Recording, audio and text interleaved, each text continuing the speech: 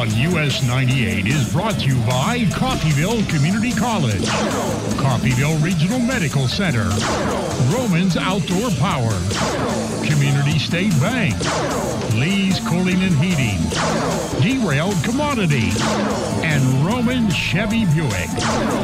Your exclusive home for the tradition that is Red Ravens football is US 98 KUSN.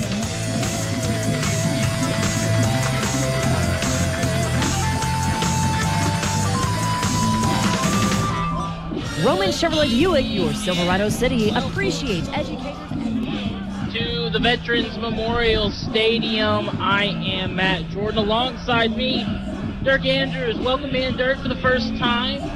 Calling CCC games. Glad to have you. And kind of an interesting aspect that we've never had before with CCC broadcast. Someone who works with these students, knows them a little bit more personally because you teach a few of them as you're at the community college. Yes, I am. Yeah, well, Matt, first off, let me say it is a pleasure to be here. As a Coffeyville kid, I grew up watching Red Ravens games on Saturday nights. We would then go home after the games and we would be our favorite player in the lot across the street. It is definitely an important thing for the community. And I think we're going to be in for a really interesting game tonight, a really good season overall. And, yeah, you know, I know a lot of these students in the classroom.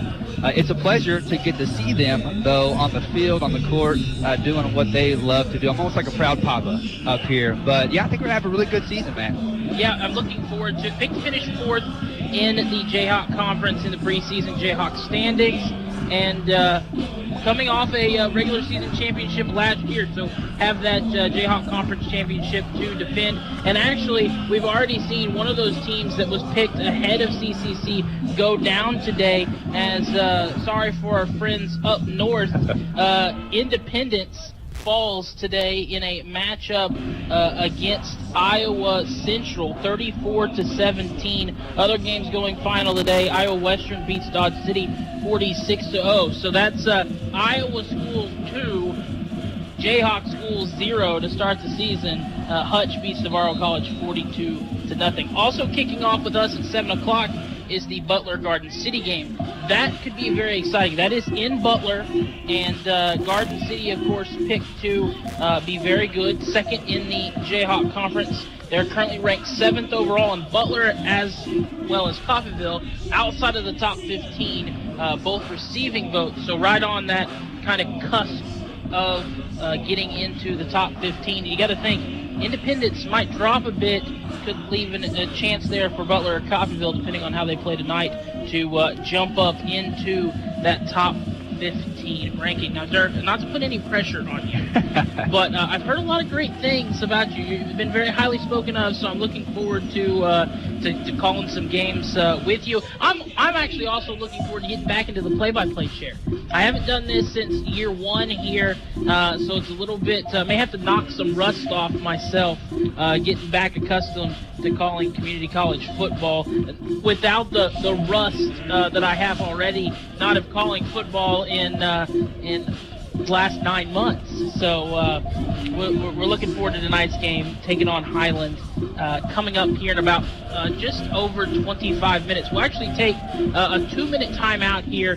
We'll be back in 2 minutes as I sit down with Coach Jeff Leiker talking about the offseason and this first week matchup against Highland.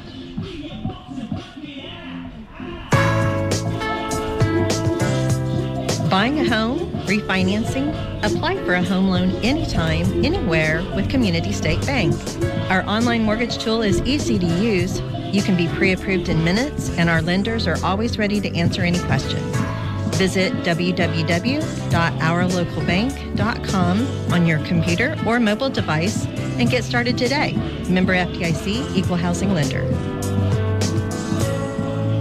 Roman Chevrolet Buick, your Silverado City, appreciates educators and first responders. Right now, Romans and Independence are offering $500 cash bonus. If you are a first responder or an educator and you need a new or newer vehicle, stop by Romans for details on this amazing bonus. Romans deeply appreciates your service to the community. Reap the rewards at Roman Chevrolet Buick at 2313 West Main in Independence. Call 620-331-4700. Find new roads.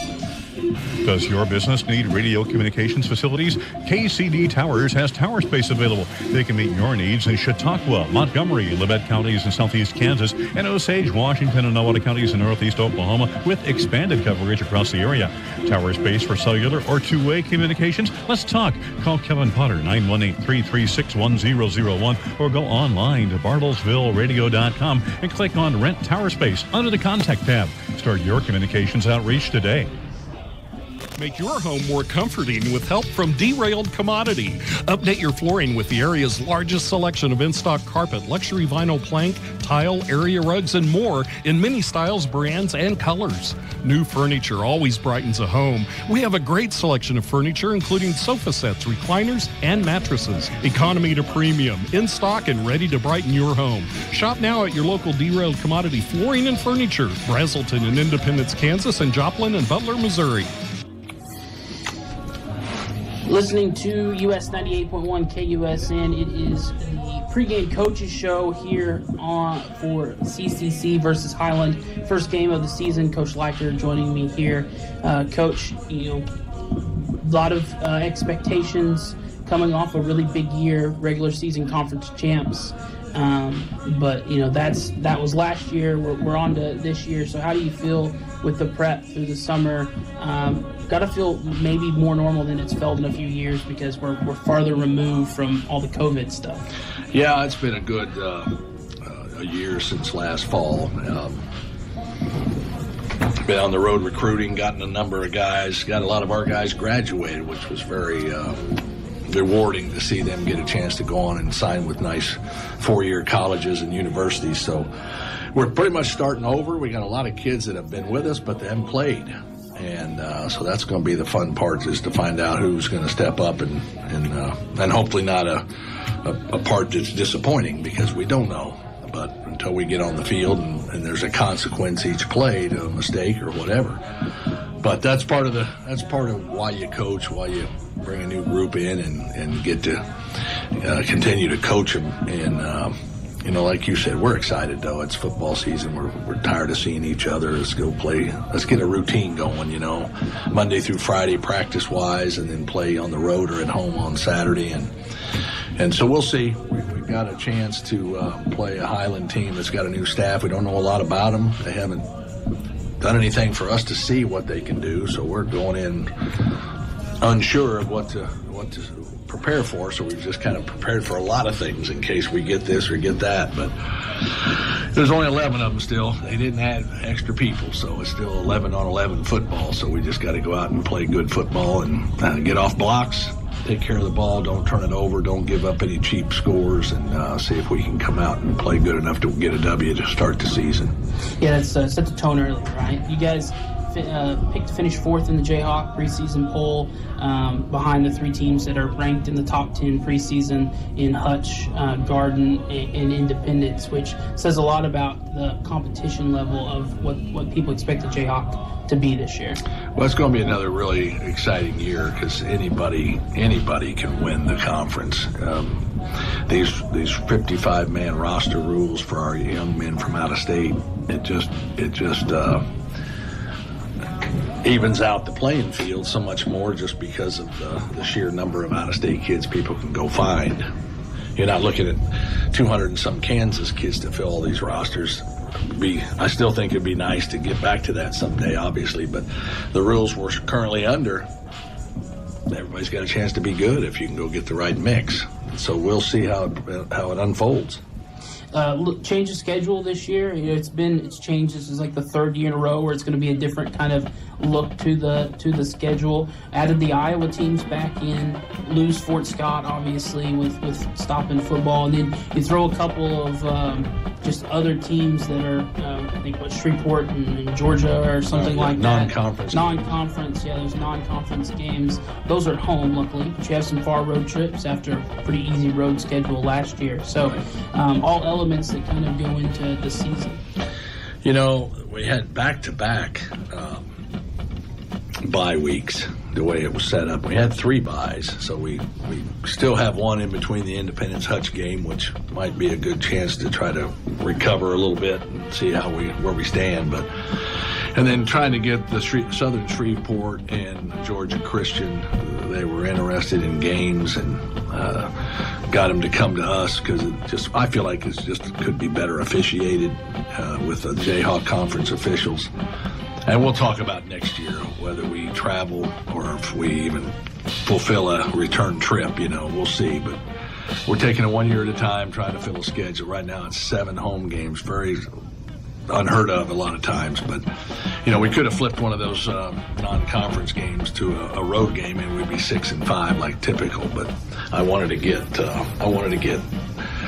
teams here that with better officiating if possible, not knowing a lot about either one of those 2 schools. Yeah. And hopefully they're still going to have enough people to come late in the year like that, and we'll see. But it's going to be fun, though, to give our kids a chance to get on the field and get some film and help them get recruited. Yeah, absolutely.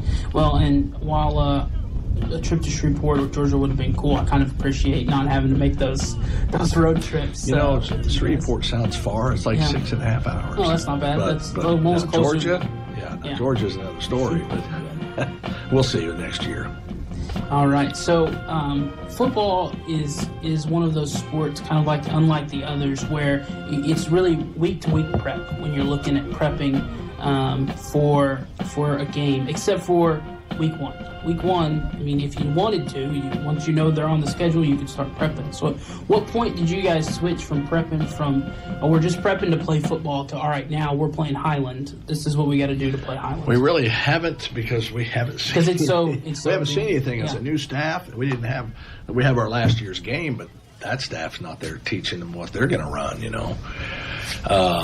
I think they played a scrimmage with an outside college, but like a lot of us, we don't share those things, just so somebody doesn't get an advantage. And we just scrimmaged ourselves to help us trim down our rosters and as far as our O&D and that type of thing. So we could put out a lot of what ifs and try to prepare for just understanding how to block a play, whether it's a 4-man front or a 3-man front. You got to be able to pick up people on the run, it's really what's going to turn into a little bit. You got to eyeball who you should be going to, as far as an offensive group. And defensively, you're just reacting and playing football. That's really the difference in those things. And you can kind of give some route combinations and things that are possible, but we don't know what they're going to run. Coach Powers was at a 4-year school as an assistant, and he took over. So I don't know if, how much he had to do with this was my offense or my defense or what. So we're just going in knowing we've got to go out and play 4 quarters and not give away stuff, The stuff we can control, we need to do a good job of and control it. And that's taking care of the ball, don't jump off sides, watch the foot, all those little things, and play with class and don't turn it into a mess, of just a bunch of poor football, so that's what we got to try to make sure we try to control ourselves as far as what we're trying to get done tomorrow. So hopefully we can, or Saturday, so hopefully we can get that, we get the answers we want there. Yeah, and you got to think Highland's going to be coming in with something to prove. New coaching staff, especially a new coach coming in, and team picked to finish last. They've been near the bottom, but that guy doesn't care about where they've been. He only cares about where he's taking them. He wasn't there last year. That's some of the fun about taking over a program and just showing yourself what can you get done. That's the self-gratifying parts of what we do, because you don't get a whole lot of positive feedback unless you've won a game. A lot of times, people don't know what you're doing, and they just look at a score or a record and go, people have an opinion about everything, So, Coach Powers had been here for a little bit as an assistant right after I got out the first time, and very good offensive line coach while he was here. Had big James Carpenter, that James' second year here before he went on to Alabama. But yeah, you got to put a whole football team together, put a staff together. You got to do all the little things that a head coach now becomes, and so coach is getting his first chance to do it, and he's going to come in here ready to prove something, and no doubt. We've got a lot to prove ourselves just because we're all first time on the field guys, and we got a few that were on the field, but not as starters. We just didn't have a lot of starters returning. We got them graduated, and there were a lot of the third-year guys.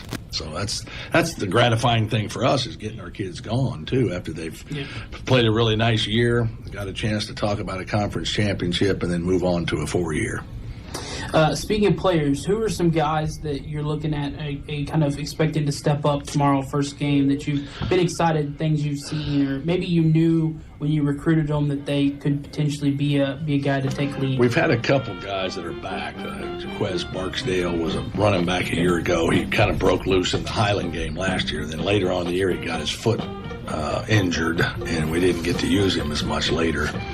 But we look for him to do some things at running back, along with Dorian Lewis, who's been with us the last 2 seasons we've played. And then we've got another young man, Romal Webb, who's a very talented young man that will get his opportunity tomorrow with us. He was at Jones, Mississippi, junior college. A couple quarterbacks, J.R. Martin from Georgia, and Isaiah Velez, who was from Florida. They were both at 4-year schools. And so they've both come in and provide us, I think, quality quarterback play and again, just running an offense. We're starting over at receiver. All 5 of the guys we played with last year have moved on. So we've got a handful of them. We're going to let them get out there and show us which ones are game ready. Defensively, we've got a couple of veteran guys back. Joe Backhole was here a year ago. Charles Perkins was here a year ago. Nana, and I don't even pronounce Nana's last name, but it's a young man that was a first-team all-conference player in the spring of 21 and blew his knee in that final game, so he stayed back in Georgia this last fall. So he's back, been cleared. So we're excited about him. And then the interior D-line, we've got J.J. Hill, a transfer, and Tyshee Galloway, who played last year. So we feel good about the front 4. They're going to be 4 brand-new backers with the loss of those kids that left and graduated last year. And then our secondary's got some quality back there, but just unheard of people right now. So I think we'll see in due time if we are as good as I think we can be with some of those guys, but we just got to go play and get on film, and when it really matters, there's officials, there's chains, there's clocks, there's stuff that's going to really dictate that, it's not practice. You don't get a do-over. It's going to count. Whatever happens, it's going to count. So that's the part we're excited to see how we can do when it really matters. All right. Well, how do you feel? You were out of the game for a while, and you were back for a bit, and now you're kind of been back, 3rd season, right, since coming back full time? So, it's still football. Different kids, obviously, a different staff than what I was the first time around back from the early 2000s when I was here. But we talked about it last year, getting this program back on solid footing. We lost Coach Flo. He had done a nice job here, and it just got tough on him at the last few years, just with getting a double lung transplant. So, we thought we had made some changes in the right direction to help him, and obviously then he got sick. But some of the guys he recruited, we played with them last year, so he gets a lot of credit for that, how that championship season went. And Coach Oates and Coach DJ Lynn were a couple guys that were around recruiting those kids. I think we got a really good staff. Coach Cherico's joined us again now after he spent 6 or 7 years with Coach Skip Foster. Then he was with me for 7, and had been at Fort Scott when they played for a national title. He'd been at Garden when they won a national title.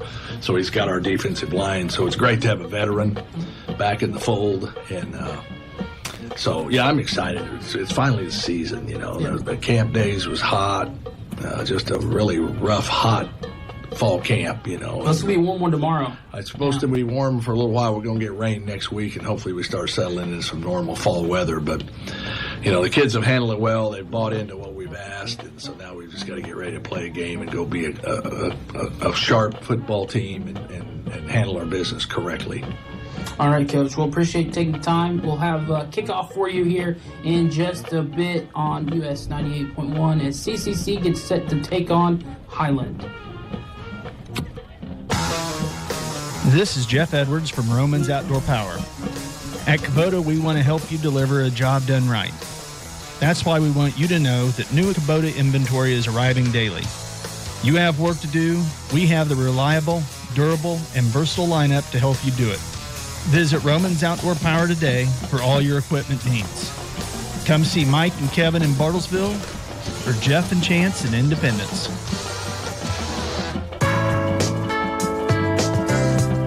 Buying a home, refinancing, apply for a home loan anytime, anywhere with Community State Bank.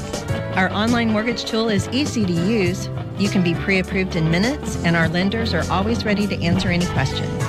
Visit www.ourlocalbank.com on your computer or mobile device and get started today. Member FDIC, Equal Housing Lender.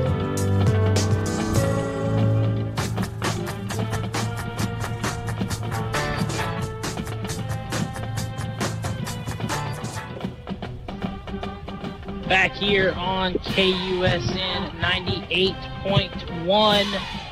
Matt Jordan alongside Dirk Andrews here as we're getting set for kickoff. Just over 8 minutes here before we get to kickoff. And in Coach Liker fashion, we don't know who the starting quarterback is yet. I don't think I've ever known who the starting quarterback is going into a season, and we'll keep that tradition rolling here with Coach Liker. It is either going to be number 10, Isaiah Velez, quarterback, 6'3", 200 pounds out of Miami, Florida, or number 11, J.R. Martin, the quarterback, 6'2", 200 pounds, sophomore out of Sewanee, Georgia.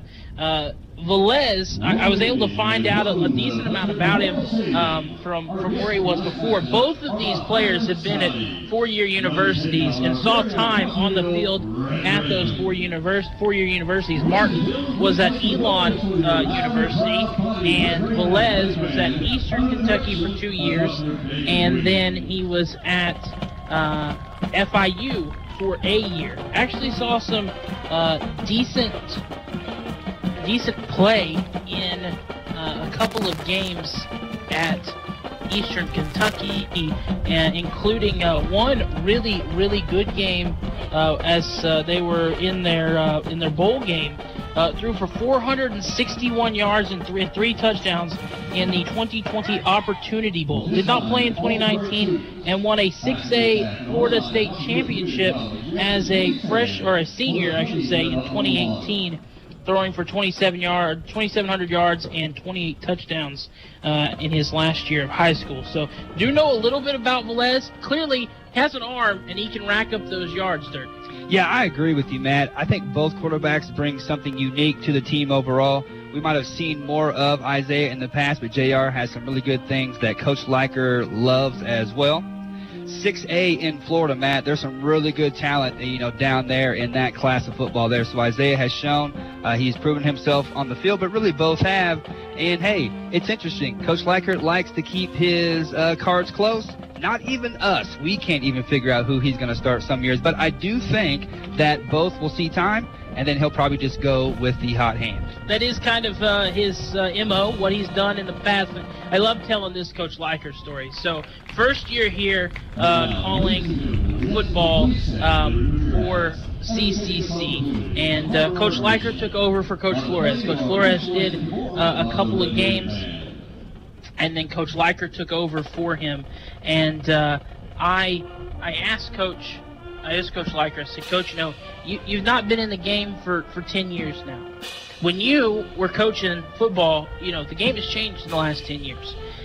Will we see some of your I formation that you were known for, when you had Brandon Jacobs? Or are you going to stick with what these kids know? We're going to spread the ball out. And he's like, Matt, It's a new day. I'm going to stick with what these kids know. We're going to keep the spread. First play as the head coach, they come out in I formation. And it was probably power right or power left, yes. Was it not? It was power. It was power left, and I said, so much for all of that. Everything I just said, forget it, because Coach Leichter's going to do his own thing. So I've grown to. It gives me a great story, but I've grown to expect that from him. But whatever decision he makes, I have full faith and trust that it was the right decision. Yeah, now you see me, now you don't type thing. But yeah, all he did is come out as KJ CCC Coach of the Year last year. Yes. So he's proven himself there. He's proven himself in the past. And, coming off of last year's success, the community loved it, the campus loved it, the players loved it. But, hey, this is a new year, new set of players, but a lot of momentum going forward, man. Yes, absolutely. And that was one of the things he talked about when we talked last season, was getting back to that success that this college is known for, getting that kind of history back, right foot. He certainly did that last year in the first kind of normal season since he took over, because year one for him was the COVID year, and it was a real odd spring season. So looking forward to seeing what they can do this year. We're getting close to kickoff. We're going to take a 3-minute timeout. When we come back, we'll have kickoff for you here on US 98.1. Roman Chevrolet Buick, your Silverado City, appreciates educators and first responders. Right now, Romans and Independence are offering $500 cash bonus. If you are a first responder or an educator and you need a new or newer vehicle, stop by Romans for details on this amazing bonus. Romans deeply appreciates your service to the community. Reap the rewards at Roman Chevrolet Buick at 2313 West Main in Independence. Call 620-331-4700. Find new roads. Make your home more comforting with help from Derailed Commodity. Update your flooring with the area's largest selection of in-stock carpet, luxury vinyl plank, tile, area rugs, and more in many styles, brands, and colors. New furniture always brightens a home. We have a great selection of furniture, including sofa sets, recliners, and mattresses. Economy to premium, in stock and ready to brighten your home. Shop now at your local Derailed Commodity Flooring and Furniture, Brazelton in Independence, Kansas, and Joplin and Butler, Missouri. As we all know, there's no such thing as stable weather here in southeast Kansas and northeast Oklahoma. Severe weather can develop at any time, and when it does, you can count on KUSN to keep you up to date with what's going on. Severe weather coverage is brought to you by H&H Roofing and Eck Heat and Air. If there's threatening weather, depend on complete coverage on US 98 KUSN. This is Jeff Edwards from Romans Outdoor Power. At Kubota, we want to help you deliver a job done right. That's why we want you to know that new Kubota inventory is arriving daily. You have work to do. We have the reliable, durable, and versatile lineup to help you do it. Visit Romans Outdoor Power today for all your equipment needs. Come see Mike and Kevin in Bartlesville or Jeff and Chance in Independence. We could see some rain at some point this weekend, but it's still going to be very warm outside. Highs in the high 90s, mid to high 90s for most of the weekend.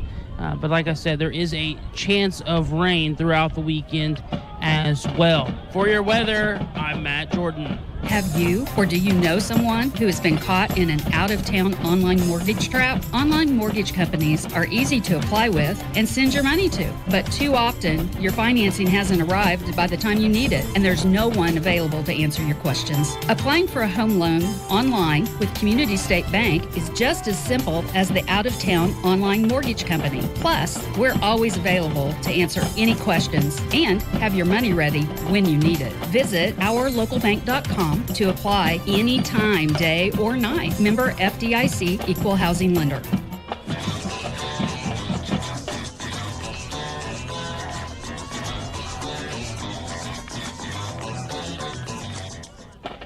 Back here, US 98.1 KUSN. Matt Jordan alongside Dirk Andrews as we're getting set for kickoff here. Highland won the toss and elected to defer, so Coffeyville will receive to start the game. So we're gonna know immediately who that starting quarterback is as soon as we see the kickoff. So getting real close to getting underway here as both teams huddled up on the sideline. Wind is strong. It's blowing right to left on your radio dial. You can see the flag at half staff is moving fairly briskly as we await the kickoff. So Highland will be kicking left to right into the wind. Highland in the white tops, white bottoms with white helmets. Coffeyville white helmets, red tops, white bottoms, and that white numbers as well. Highland kicking into the wind. Should be good starting position for the Red Ravens.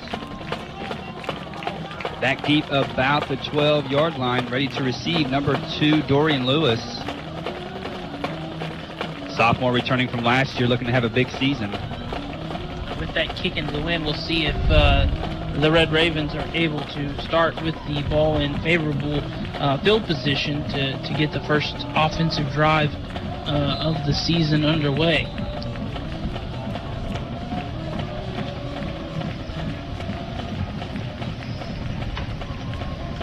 Highland waits, kick is off, and it is caught in the wind and caught at about the 13-yard line.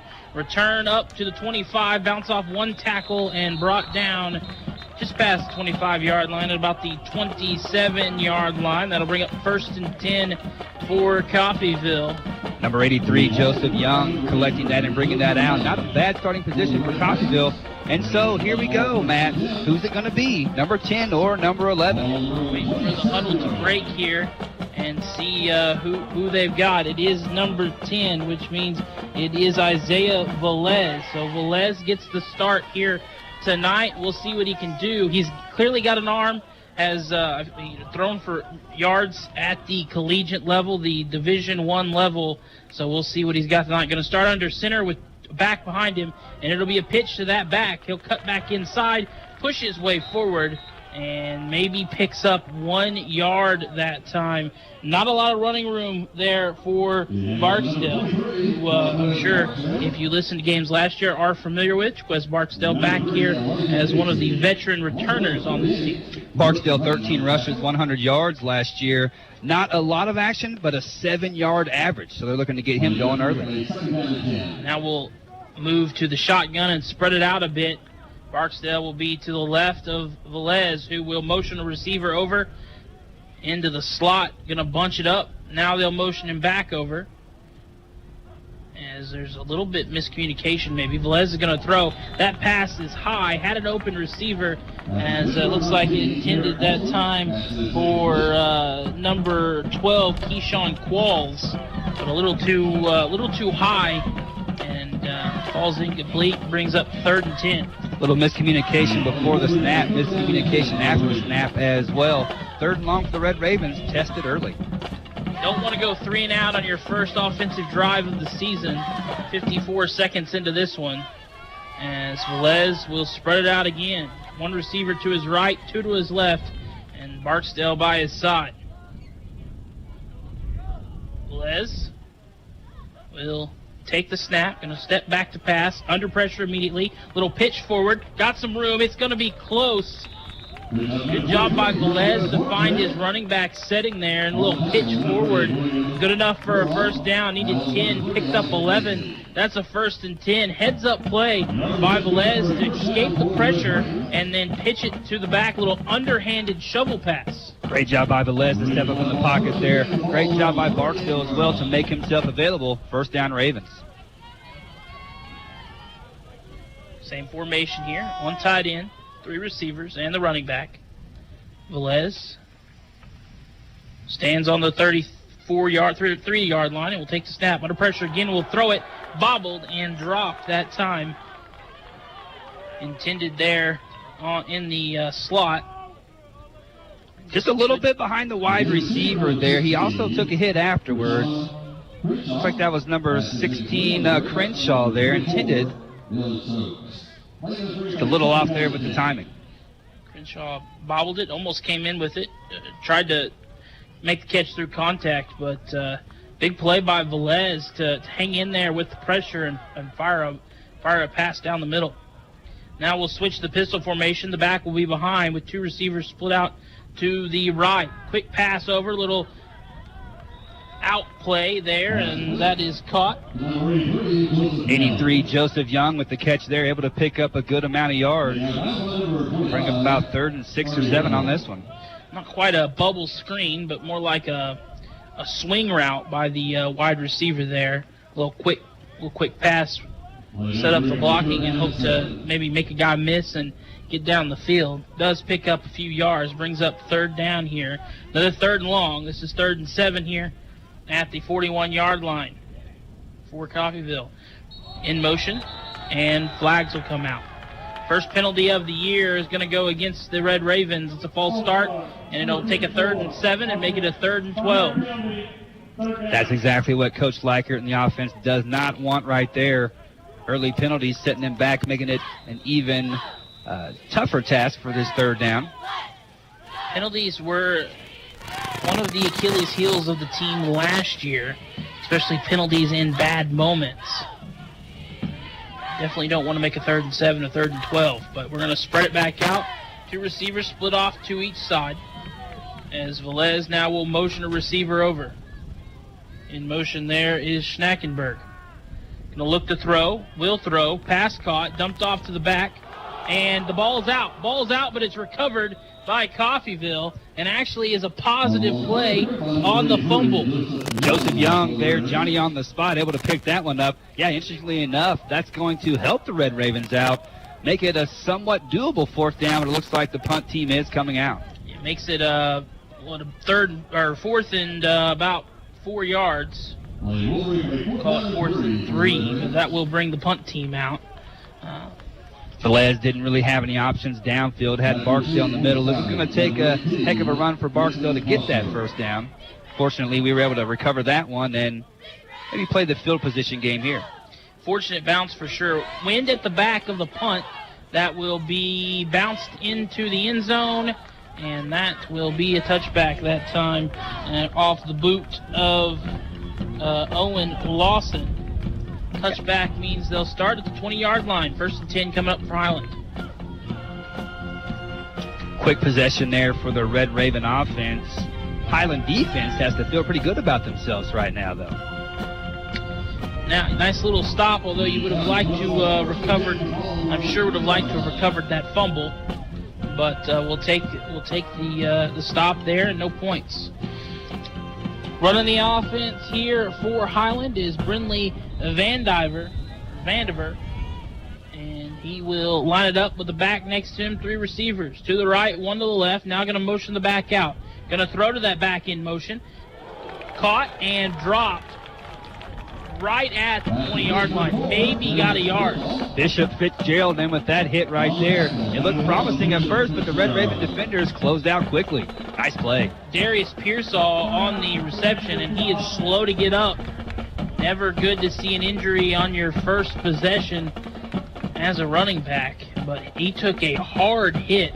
They are going to give him a yard. He earned every bit of it, and it'll be 2nd and 9 after this injury timeout. We'll be back here we'll keep it here. We'll keep it here. It looks like he's fine. Going to be helped off the field.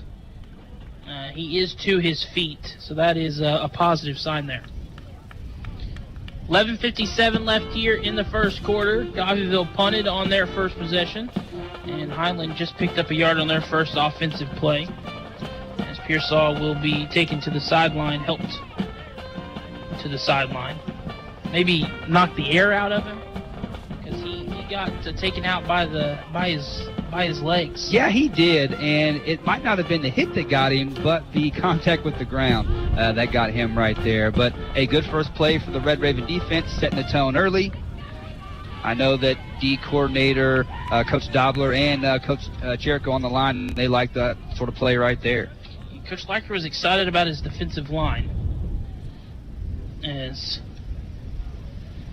Vandiver here will stand in the shotgun. He's got 2 receivers spread out to each side, and the back beside him. Can take the snap. This time they'll hand it off up the middle. This will go nowhere. That will lose a yard back to the 20-yard line. 3rd and 10 coming up. swarm of Red Raven defenders in on that one. Number 22, Khalil Alexander, in on it as well. The thing about the Red Raven defensive line is it's not the traditional defensive line that you would think of as far as really big guys. These are tall guys, these are strong guys, but these are very athletic guys as well with some really good footwork. At the time, it was Marvin Jordan on the carry there. Now they'll go 2 receivers spread out to the left. We're going to see another pass here, and that is read immediately, brought in, but little gain. There was no gain after the catch that time by the running back Jordan.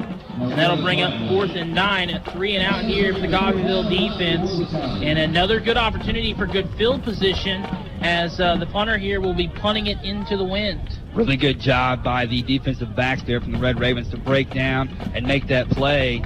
Not a lot going for Highland on that first possession there. Really good for the Red Raven D. Punting deep in their own territory. I wonder if they'll bring some heat here, Matt. Looks like there's a little bit of miscommunication on the players there. We'll see if they try to force a block. Oh, and they do. They were great at it last season, and that'll go out of bounds. That's a safety. Good call, Dirk, as that'll be the first 2 points of the season for Coffeyville. Special teams was such a huge aspect of the game last year, especially when it came to blocking punts. They get their first one of this season. It's a quick 2-0 lead. If you had that on your bingo board, we start this game with a safety. Go ahead and mark that one down. 10:26 left in the first quarter, and it's a quick 2-0 game for Coffeyville. Coach Miner does an excellent job with the special teams, and yeah, I won't take all the credit for that one right there, Matt, but I just figured, hey, deep in their own territory, bring some pressure, we're at home, set the tone. What a great job by the special teams, the unsung heroes sometimes. Absolutely, and yes, this is something this team took very proud on last year. Special teams defense and defense in general, and you've got that already in this one. The defense coming up with a 3 and out, keeping them in bad field position, and then the special teams coming in and cleaning it up. Number 83, Joseph Young. I think that's D. Lou back there as well, looking for some excellent field position this time around. Set to kick it off here as, again, kicking into the wind. And on the safety, it's backed up even further, so you're going to get some good field position here, especially with the wind the way it is. We'll see where they start with this one. Kick is away, and it will be caught at the 30-yard line. It's good returnable here. Some space, and they're going to say he called a fair catch. They're going to say he called a fair catch. They'll mark him down at the 30. I didn't see it. I did not catch that one, Matt. I do have to admit, but not a lot of arguing coming from the players of the Red Raven sideline. So I saw some arm movement, but I didn't think he was attempting a fair catch. They're going to say he caught it at the 32-yard line. He did. He did wave for the fair catch. I'm looking at the replay here. He did wave for that fair catch. So good spot by the officials there. 1st and 10 at the 32 for the Red Ravens. Can you imagine that I would be wrong about something like that, man? I just can't imagine. I can't believe it either. You can't bat 1,000. So okay. Well, thanks to the booth for that replay there. Yeah, absolutely. Velez here hands it off, and up the middle goes the running back here. Dorian Lewis up the middle. I'm going to say brought in a new back, Lewis, with his first carry of the game. Good little, give him 4 yards and make it 2nd and 6. That is what Leiker likes to do. He is definitely about setting the tone by running the football. Saw a lot of passes on that first drive, and now he's going to what he knows the best, the I formation. We bring the fullback in, and Lewis in the backfield. Les under center. Take the snap, going to hand it off up the middle, and he's hit at the line of scrimmage. No gain on the play, and it'll make it 3rd and 6 here. Tough run right there for Lewis up the middle. Highland defense did a good job of blocking that lane. Lewis last year, 288 yards on 80 rushes for 2 touchdowns. If you call Barksdale the Thunder, he is the Lightning to that Thunder. Nice change of pace. That's what you like to see out of your backfield. They're going to give him a yard, so it'll be 3rd and 5 here. And they'll go back to the spread formation here. Velez, 2 receivers to his left, 1 to his right, the back next to him to his right. He'll stand about the 37-yard line. Going to look to pass. He's got a receiver open. Complete first down at the 50-yard line, and that'll be 1st and 10 for the Red Ravens. He found his receiver that time, Jalen Clea, and he'll be just shy of the 50. They'll mark him at the Red Raven 49. What an excellent job there by Clea to get himself open. Velez with a nice read, just a cross over the middle, gets the Red Ravens the first down. 1st and 10, looking to get into Highland territory for the first time today. It'll be 4 wide receivers split up. Now they'll switch. Clea will move from the left to the right. And now they'll motion Lewis over. Velez going to take the snap, look to throw, hangs in the pocket, rifles one down, and just a little too tall for the intended receiver that time. He was looking for Qualls, and Qualls just couldn't quite come up with a catch. It'll bring up 2nd and 10, although I like the zip that I've seen on the balls from Velez, and he puts it in a place where really only his receiver can get to it. Yeah, that's a really good point there, Matt. Only where his receiver can get to it. Keyshawn wishes he could come up with that one there, but I think in due time they'll get that one right. 2nd and 10 here, back under center, as they'll motion a receiver over from the right to the left. Velez will take the snap, going to hand it off this time. Lewis will go down in the backfield. He's going to lose a yard. Back it up to the 48-yard line. Coffeyville 48, make it 3rd and 11. Big 3rd down coming up here for the offense. Yeah, really good job there by number 8, William Barong from the Highland Scotties. Got right into the backfield. D-Lou nowhere to go on that one. Big 3rd down for the Red Raven offense and the Highland defense. 2-0 lead, under 8 to play here in the first quarter. Back out to the spread. 2 receivers to each side for Velez. Highland has brought pressure tonight. Looks like they've got the box stacked again. They're going to bounce the linebackers out. Velez will have time to throw. He'll step up in the pocket. Will motion a receiver. Going to try to put a little touch on one. Had an open receiver, but a little too far in front of him. That falls incomplete. Bring out the punt team on 4th and 11. Nice job by Velez to scramble and buy himself some time there. Almost had Joseph Young cutting to the corner of the end zone there, but just overshot him just a little bit there. But shows some really good signs of being able to escape from the pocket, create plays, if the play does break down. There's good composure. I've liked what I've seen. The offense hasn't really gotten into much of a rhythm, but I have liked what I've seen from Velez so far as Lawson lines up to punt this one away. And we'll get a stop here and a false start. We'll back him up. So give Lawson a little bit more room on the punt. And with the wind at his back, we'll see how far he can kick it down the field. Now it'll be 4th and 16. So we've seen 2 false start penalties in this game, both on Coffeyville. Yeah, and we'll see where Lawson goes with this punt here. Has the wind at his back, like you said. Coffin corner type situation, we'll see. See if they can pin him deep once again. This punt is a good one. It will go into the end zone, and that'll be another touchback. So 2nd drive for Highland, starting at the 20, and well, it went pretty well for Coffeyville the first time around. We'll see how it goes for the Coffeyville defense and special teams this time. That was a really big series for the Highland Scotty D fence right there. Coming off that safety, Red Ravens had some momentum going forward. Good job by their D to step up and give their offense a chance to come out here and score.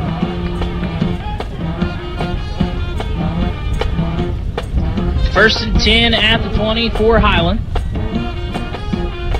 Scotties will come out here, staying in the shotgun with Vandiver. 2 receivers, split out to his right, got the back beside him. And they'll get a free 5 yards here. Coffeyville's got all 3 penalties so far as they jump off sides, and that'll bring up 1st and 5. Number 13, A.J. Sargent, unfortunately, early coming across the line there. Sargent injured last year, but a lot of eyes on him this year, though. Looking for a big season from him. Just a little too anxious there, Matt.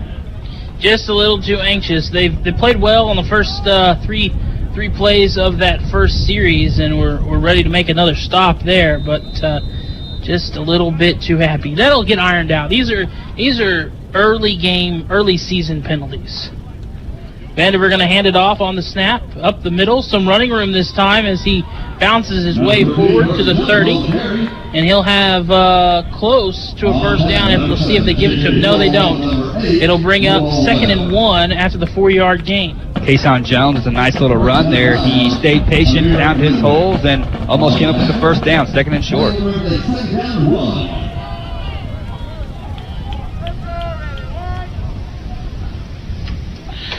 Second and 1. Trying to motion the tight end over. A little bit miscommunication there as they will drop the ball. Fumble, ball is out, and Vandiver falls on it to stop any more unfortunate things from happening. And the Red Raven was this close to coming away with it there, but that'll make it take a 2nd and 1 and make it a 3rd and 6 now. Khalil Alexander almost came up with the ball right there. He was none the wiser about it as well. Quarterback seemed like he was in between maybe a throw or a pitch or, trying to put it back into his body. Either way, unfortunate for Highland, but fortunate for the Red Raven D. Big 3rd down. 3rd and 6, 6:05 left in the first. 2-0 lead for Coffeyville. Vandiver take the snap, look to pass. Under pressure, immediately it's a screen. Screen pass is good enough for a first down. He's at the 30, 35, and be wrestled down at about the 37-yard line.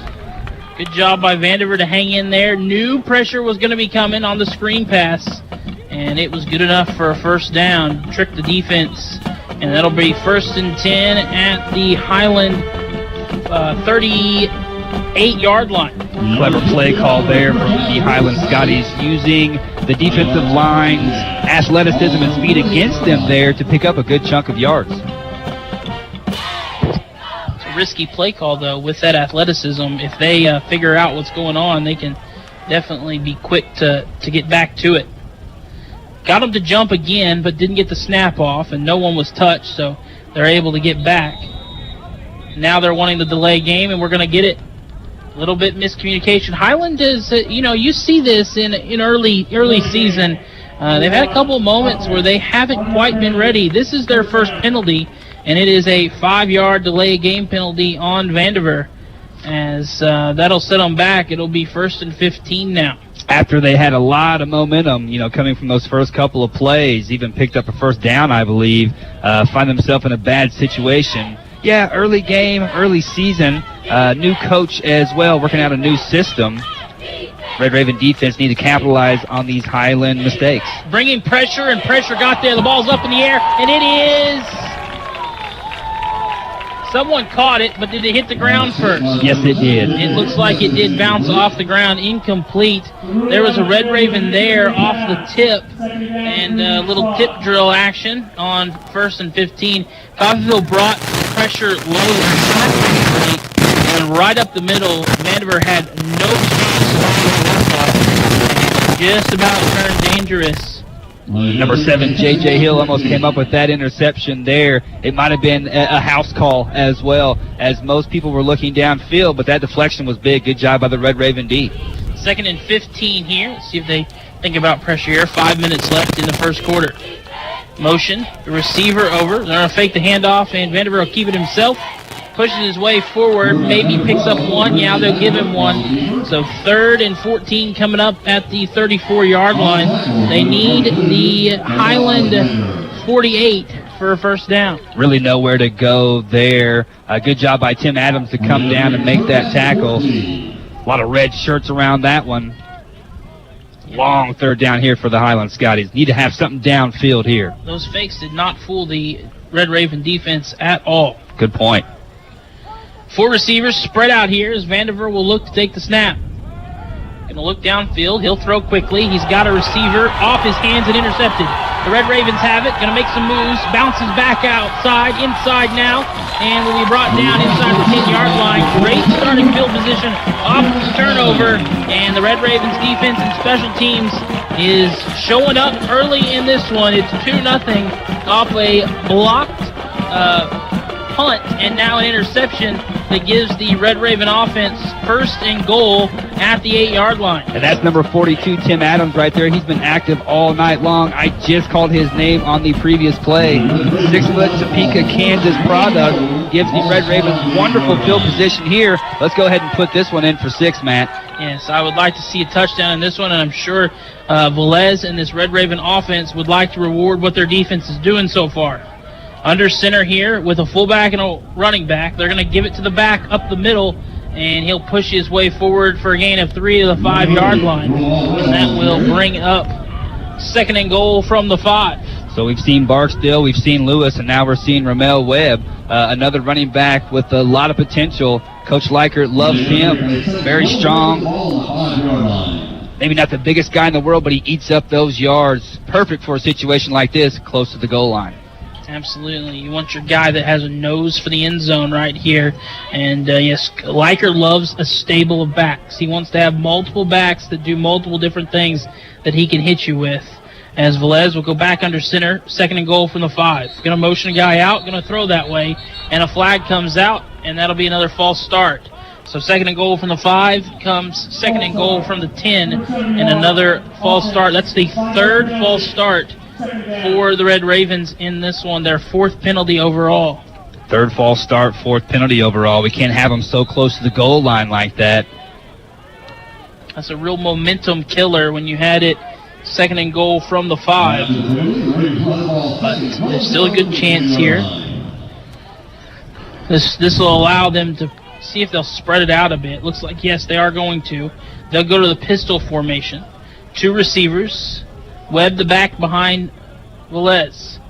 In the pistol, going to take the snap, hand it off up the middle again. Some room, bouncing it back outside, and maybe gets back to the 8-yard line. Give him 2 yards, and that'll make it 3rd and goal from the 9. And that was Webb once again on the carry there. Hit immediately, but was able to make the most of it there for a couple yards. Interesting to see what Coach Likert will come up with here. Maybe another run or maybe a play-action pass. Yeah, got to think they spread it out here to see if they can't get a receiver open. Interested to see how close they get, if they might go for it on 4th down. Velez in the shotgun, going to pump, throw. He's got a receiver open, end zone, touchdown! Ravens take flight. That's the first one of the season for Velez in this Red Raven offense. 8-0 lead with a chance to make it 9, pending the extra point. Mario Sanchez, number 81, had to go up and get that one. Take flight is the correct word there. Nice job with the pump fake. It just took a little fake to draw the defense off. Sanchez found himself open in the left-hand side of the end zone. 6 points, folks. Excellent drive there for the Red Ravens. Let's cap it off with another point. Love to see that for this offense, capitalizing off the turnover as Forrest Taylor will put that one through. Also good to see, and I mentioned this earlier, Lawson and Taylor, the returning punter and kicker from last season. So always nice to see guys coming back, especially at important positions like punter and kicker. Forrest Taylor, he hit 46% of his field goals last year and was a first-team KJCCC kicker. And he has quite the leg. He can kick from about anywhere. But 9-0 lead, 2:22 left in the first. We'll be back in a minute with kickoff as Highland will try to get on the board here on US 98.1. There's something in your home's air this fall. Feel it? It's the perfect air coming from reliable, groundbreaking, award-winning Lennox products. There are savings in the air, too. Lease Cooling and Heating is offering $2,600 in rebates, plus payments as low as $99 on a new Lennox system. To rethink your air and learn more, call Lease Cooling and Heating at 620-331-2310 or visit us online at leasecooling.com. For great products, big savings, and perfect air, think Lease Cooling and Heating, your local Lennox dealer. Conditions apply. See dealer for details. Looking to start a new career with minimal cost to you? Contact Coffeyville Community College today and ask how the Kansas Promise Act can cover the tuition, books, fees, and some supplies over 15 career and tech ed programs offered at CCC. Log on to our website at coffeyville.edu or contact one of the 2 technical campuses to get started today. Build your future at Coffeyville Community College. Back here as we're getting set for kickoff. Scores from around the Jayhawk Conference. One other game is going on at the same time. Number 7, Garden City currently trails Butler 7-0 with 2:57 left in the first quarter as Butler just got on the board. Touchback here will bring it out to the 25 for Highland. So we already saw one upset today with Independence going down. Will we see upset number 2 in that Butler Garden City game? Well, you know, Matt, think about the Jayhawk conferences. There could possibly be an upset every single week with the amount of competition and talent that exists in this league. Anyone can beat anyone on any given night. We've seen it before, that is for sure. And I think that's what brings the best players to this conference, to be quite honest with you. You know, if you're the best, you want to play against the best, and it brings about some really good football on Saturday afternoons and Saturday evenings. Getting set, 1st and 10 at the 25-yard line. As Vandiver coming off the interception, back out here trying to get something going for the Scotties. 2 receivers bunched up to the left. In the shotgun, going to take the snap, handoff, and the whistles will blow. And this is another penalty here. Another delay of game. 2 delay of game penalties early in this one with 2:22 left here in this first quarter. Something you don't see that often, especially on the first play of the drive. Yeah, I was going to say, coming off of a break or timeout or whatever it might be, yeah, you don't expect to see something like that. That's going to frustrate the Highland players and the coaches as well. So that'll bring up 1st and 15 back at the 20. They'll hand it off, and he'll get close back to the original line of scrimmage. Picks up about 4 yards there, and will bring up 2nd down and 11. That was an excellent play for the Scotties to start off with right there. Number 28, Marvin Jordan. Nice little run. Almost gets him back to the original line of scrimmage, 2nd and 12. Well, they'll give him 3 instead of 4, so make it 2nd and 12 here. Vandiver getting the play from the sideline as he has the back next to him. 2 receivers split off to the right. 1 motions from the right to the left now. Now the back will move, and now another receiver in motion. This time they'll give to the receiver in motion. That's snuffed out early by the Red Raven defense. Picks up 3, and it'll bring up 3rd and 9 here for the Scotties. Yeah, that play right there looked like it had a lot of promise early, but Red Raven defense able to snuff that out early. Big 3rd down here for Highland once again. You don't want to give the ball back to the Red Raven offense this quickly. You want to take some time off the board. You want to make the D work a little bit. Big one here for both sides. Marvin Jordan, the back, next to Vandiver. 3rd and 9, another big one here. Fake the handoff, going to look to throw. Pass incomplete off the hand of the intended receiver there. Looking that time for his receiver. Could not complete it. And, of course, this is going to happen from time to time. 80 on the field, not on the roster. I noticed that as well, but we can't go ahead and give some credit to Bishop Fitzgerald right there. Number 1, did a good job of breaking down, making a play, getting a hand in there. It was always going to be a tough catch. It was always going to be tough to make that 1st down. Red Ravens do their job. Now they'll get possession. Another punt here, and this one is going to give Highland another opportunity on offense. That's the thing about being aggressive, trying to block the punt. If you miss it, you have a real good opportunity to run into or rough the punter, and that's going to give Highland a reset here. Something that the Red Raven defense did not want to do right there. See what they rule. So there is a difference. There's running into the kicker, and there is roughing the kicker.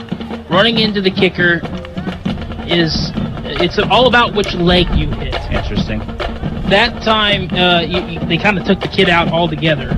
So it might be the 15 variety. It could either be, it's either the 10 variety or the 5 variety or the 15 variety. Looks like they're having a discussion over there. Talking to the coach. We're going to see what they rule here. Still no official call. 2 flags came out. I mean, it was very clear what was going to happen. It's hard to fault the Red Raven defenders there for getting or gaining such good ground there off the snap, but you do have to have that focus and state of mind to know how close you are, where you're at, where your body's going to go. Okay, so it was running into the kicker, not roughing the kicker. And running into the kicker is just a 5-yard penalty, and they're going to tack it on to the end of the punt. So it'll back them up 5 yards from where they caught the punt, first down, Coffeyville. So that's what the discussion on the sidelines was, do you punt again? Do you move forward and punt again, or do you tack it on from the punt? Coffeyville's special teams catches a break there because roughing the kicker is 15 yards and an automatic first down. Big break there for the Red Ravens. We'll take it, and let's see what we can make with it. 1st and 10 for Velez. Looking to add points here with 50 seconds left in the first.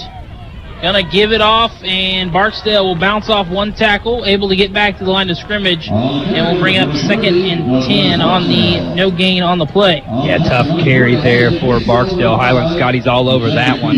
It's been tough rushes all day for the Red Raven running backs. Nothing easy. Clea will come into the game here for the Red Ravens. And now it looks like we will get another stoppage here.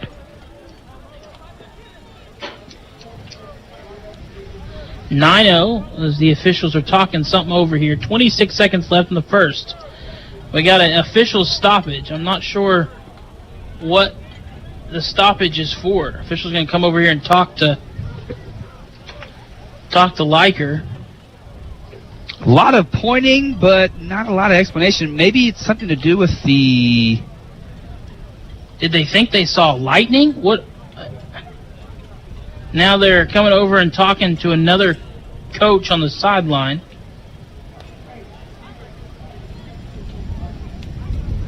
Trying to see if I can hear something from our coaches next door. Still not 100% sure what this is about. The Red Ravens offense is ready. They're standing right there where the line of scrimmage is. As now the Highland defense will come.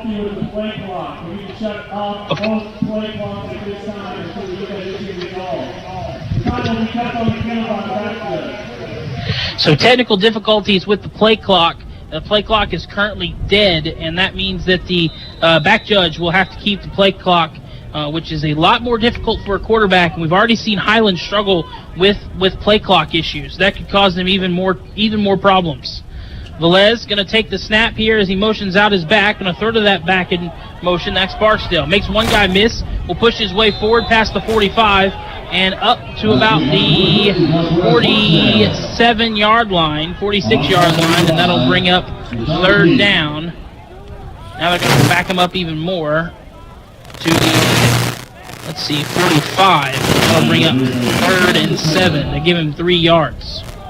Nice catch by Barksdale there, but really nowhere to go. A tough couple of yards there. They tried a couple of times to get the running back out of the backfield, but Highland Scotty's defense right there on the spot.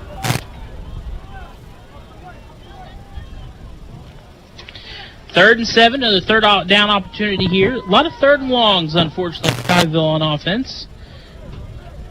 Do have a touchdown so far. Velez going to step, throw, and he's got a receiver open, and he'll push his way forward into Highland territory, down at about the 40-yard line, and looked like the corner fell down there. Yeah, you're exactly right. Travis McNichols there, number 6, fell down. Giving a lot of room to Jalen Klee, and Jalen Klee is a big boy. It's a big target out there, so if you slip, if you fall, if you're not in position, it's an easy pitch and catch for the Red Ravens, and a really positive game right there for the first down. Klee, the tight end, 6'5", 30. And is when you're big like that, you're quarterback's favorite target. That's exactly right. Good point. That is the end of the first quarter. The Red Ravens lead their first game of the season 9-0 here. We'll be back in a minute. We start the second quarter here at KUSN 98.1.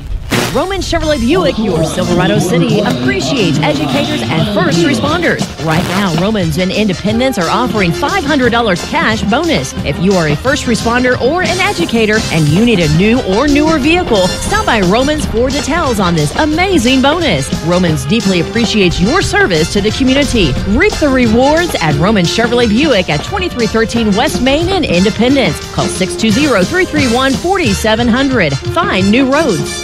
Make your home more comforting with help from Derailed Commodity. Update your flooring with the area's largest selection of in-stock carpet, luxury vinyl plank, tile, area rugs, and more in many styles, brands, and colors. New furniture always brightens a home. We have a great selection of furniture, including sofa sets, recliners, and mattresses. Economy to premium, in stock and ready to brighten your home. Shop now at your local Derailed Commodity Flooring and Furniture, Brazelton and Independence, Kansas, and Joplin and Butler, Missouri.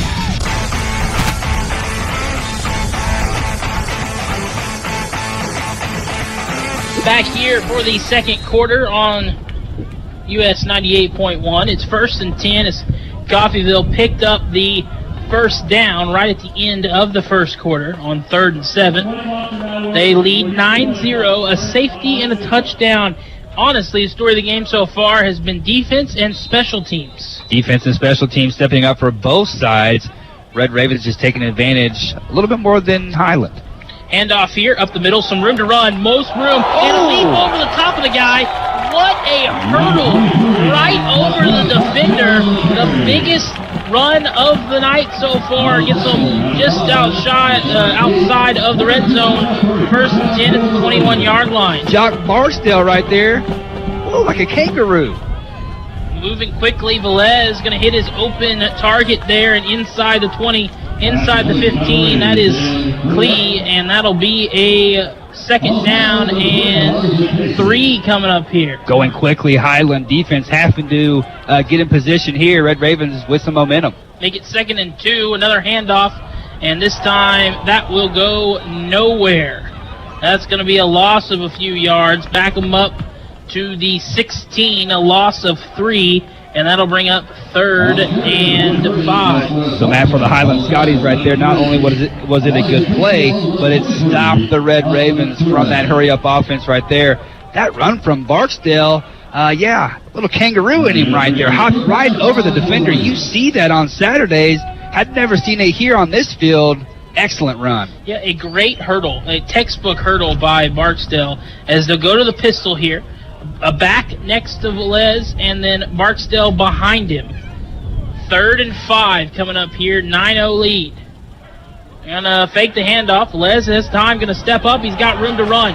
He's got room to go. 1st down and more into the end zone. Touchdown! Ravens take flight. That'll make it 15-0, sending the extra point with 13:30 left here in the first half. What an excellent job by Isaiah Velez there to recognize what he had and what he didn't have. What he didn't have was an open receiver, but what he did have was a lot of green in front of him. Good job by faking out that cornerback there. Speed and strength there. 15-0 Ravens. Let's put one more up on the board. He did it with his arm in the first quarter. He does it with his legs here in the second quarter. As Taylor comes on for the extra point, it is up, and it is good. It is 16-0 with a minute and a half in the second quarter. Ravens take a two-point conversion lead, and we'll be back here with kickoff as Highland still looking for their first points. US 98.1. This is Jeff Edwards from Romans Outdoor Power. At Kubota, we want to help you deliver a job done right. That's why we want you to know that new Kubota inventory is arriving daily. You have work to do. We have the reliable, durable, and versatile lineup to help you do it. Visit Romans Outdoor Power today for all your equipment needs. Come see Mike and Kevin in Bartlesville or Jeff and Chance in Independence. Looking to start a new career with minimal cost to you? Contact Coffeyville Community College today and ask how the Kansas Promise Act can cover the tuition, books, fees, and some supplies. Over 15 career and tech ed programs offered at CCC. Log on to our website at coffeyville.edu or contact one of the 2 technical campuses to get started today. Build your future at Coffeyville Community College. Does your business need radio communications facilities? KCD Towers has tower space available. They can meet your needs in Chautauqua, Montgomery, and Labette counties in southeast Kansas, and Osage, Washington, and Nowata counties in northeast Oklahoma, with expanded coverage across the area. Tower space for cellular or two-way communications? Let's talk. Call Kevin Potter, 918-336-1001, or go online to bartlesvilleradio.com and click on Rent Tower Space under the Contact tab. Start your communications outreach today.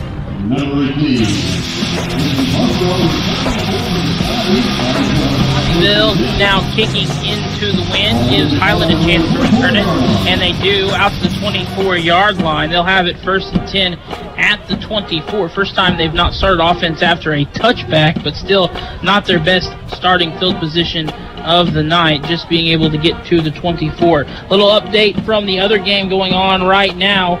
A 73-yard touchdown run on the first play from scrimmage in the second quarter makes it 14-7 Garden City after a 44-yard missed field goal. Snap here, they'll hand it off and up the middle, and not much on the play makes it 2nd and 9. They'll give him, well, they're going to give him a little momentum there. I guess we'll make it 2nd and 7 here. Yeah, I think he was tackled forward there on Juan Yu. Really good job there sticking with it and making that tackle there. Looks like an injury on the field as well. Another injury for Highland. Second time they've had a guy go down. We'll take an injury timeout. We'll be back here in 30 seconds. Have you visited Community State Bank's website lately? It's been refreshed to bring you a more enjoyable user experience. The new website is device responsive and features consumer information on lending, fraud, cybersecurity, and links to the Facebook page and the YouTube channel. Visit www.ourlocalbank.com and see for yourself. Member FDIC, Equal Housing Lender. Offensive lineman being helped to the sideline there, as looks like he's okay. That's been the best thing.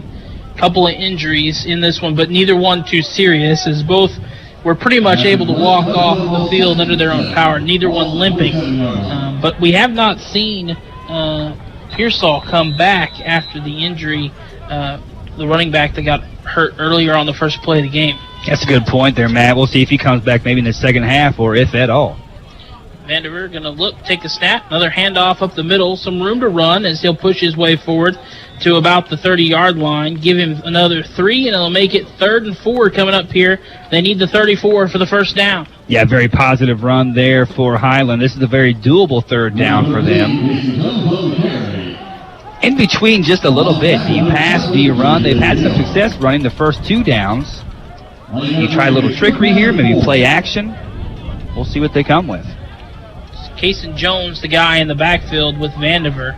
Maybe I'm thinking maybe a little play action here to see if they can't get those linebackers to bite a bit and give them some room. They are going to take the snap here, going to throw under some pressure, and it'll be incomplete. That Coffeyville defense has been in the face of Vanderveer multiple times tonight. No sacks yet, outside of the fumbles. But they still have yet to, or they're really affecting him despite that. And that'll, an errant throw will make it 4th and 4. There's a lot of pressure there from both edges there from the Red Raven defense. Did not give him any time at all to feel comfortable about that throw right there. No time at all to set his feet. Throw ended up long, and quarterback ended up on the ground. Punt is away. This one with the wind at his back for the first time tonight. No pressure that time from Coffeyville. And some room to return here. And he'll get it to about the 35. 1st and 10 coming up here. I'll give him the 34, it looks like. Looks like that was Romel Webb able to bring that one in and pick up a couple yards there.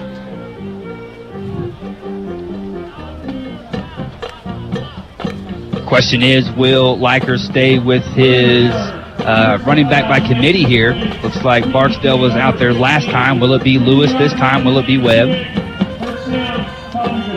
So the official there was standing like he was ready to count off yards. And I don't see the flag, but it was a 15-yard face mask penalty against Highland on the return. So it's going to be a free 15 tacked on to the end of the run there. Didn't see any laundry on the floor. I did not there either, and that's what I could not find. Nonetheless, that'll put them on the 49-yard line, 1 yard shy of being into their own territory. Great field position for the Red Ravens here. Highland D not feeling good about that. Let's see what Velez has in store here. 1st and 10 here. Velez going to take the snap, and we'll get penalties here. Another false start. This will be the 4th one of the game if it is for Coffeyville. I did see the yellow flags that time. Yeah, they came out pretty strongly there. False start again for Guyville, so they took the free 15. They gave 5 yards back. They'll make it 1st and 15 at the 44-yard line. Shooting themselves in the toe just a little bit there is Coffeyville.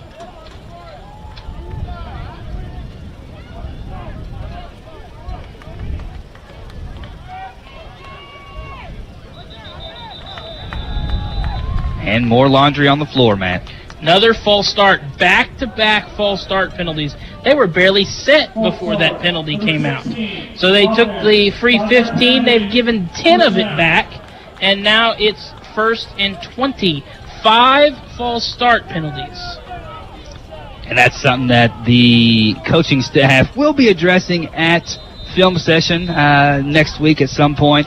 They might have to run some sprints, but hey, all comes down to focus, all coming down to knowing the game plan, things that need to be smoothed out soon by the Red Raven O and Red Raven O line. Do it now and let them fix it instead of doing it at the end of the season. Velez going to snap and throw. Got some room here. Going to try to run back and see if he can't pick up some extra yards. It's going to actually cost him a couple. They'll get back to the original line of scrimmage, gain of 10, make it 2nd and 10. Nice pass and catch there from Velez to Young. Young was able to get himself open there, tried to maneuver and gain some yards, lost a couple yards, but makes it 2nd and 10. So back to the original line of scrimmage. 11:28 left here, 16-0 lead for the Red Ravens. Looking like some pressure coming, and there is, but Coffeyville picks it up. Oh, picked it up originally, but still came through as they brought one too many backers there that Coffeyville could block, and that's going to push them back and make it 3rd and long. 3rd and 14. Number 8, William Barong there for Highland. Wow. Big hit on Dorian Lewis. Dorian able to absorb some of that hit right there. Good thing he didn't lose the ball or anything else in that situation. Big time play for the Highland D. Brings up a 3rd and 14 for the Red Ravens. I haven't really seen Velez take a shot down the field too many times. I can only think of one other time. Be interested to see if that's what they do here. And now, are we going to get, is this a delay of game? It is a delay of game. So the clocks are working in. Coffeyville gets their first delay of game. That is the 3rd penalty on this drive. And that'll back them up to the 40-yard line. And it'll be 3rd and 20. Well, if he hadn't gone downfield yet, he's going to have to this time around. Velez, under pressure, going to have to just throw it out. Coffeyville trying to gain back as much as they can. About get back to the original line of scrimmage. They will say maybe just a few inches short, and that'll be 4th and 10. So Coffeyville got 15 yards on the face mask, but then gave all of it back with 3 penalties of their own, and we call it a wash. They stay at the 49, and it'll be 4th and 10. Yeah, Dorian Lewis, nice job of gaining some yards there, but not enough. Red Raven special team's going to come in and see if they can pin him down deep. We'll see if this 10 yards matters on the punt. Lawson's got a good boot, and I think we'll say it does matter. Those 10 hard yards leave it for Coffeyville to pin them down inside the 2-yard line. 1st and 10 coming up from the 1.5. That was Andrew Snackenberg down there. Good hustle. Way to keep his focus and pin Highland deep. Again, we see the special teams coming up big. Maybe not putting a score on the board, but playing that field position game very well. Yeah, heck of a punt. Those other two were close. They just a little too much on him, and having the wind in his face was actually a benefit to Lawson there. And I appreciate the punting game, because it can be so important. Special teams is so important, and when you're forcing a team that's already struggling on offense to start on their 2, we could see another safety here. That's a really good point, Matt. Vandiver will go under center. He's just going to quarterback sneak it to try to pick up as much as he can, and he is going to be gang tackled down. A whole flock of Ravens there going to push him back. And that just goes to show you how much pressure is on the Highland offense right now with their back at their own goal line. They're just going to sneak it up the middle and try to gain a couple yards just to gain some breathing room, but the Red Raven defense not having any of that. J.J. Hill and the gang up front, stuff them. They are going to give him a yard and make it 2nd and 9 from the 3. 9:05 left here, 16-0 lead. And I guess the 1 yard was good enough for Vandiver to go to the shotgun here. And now we're going to get a stoppage here. Is this a timeout?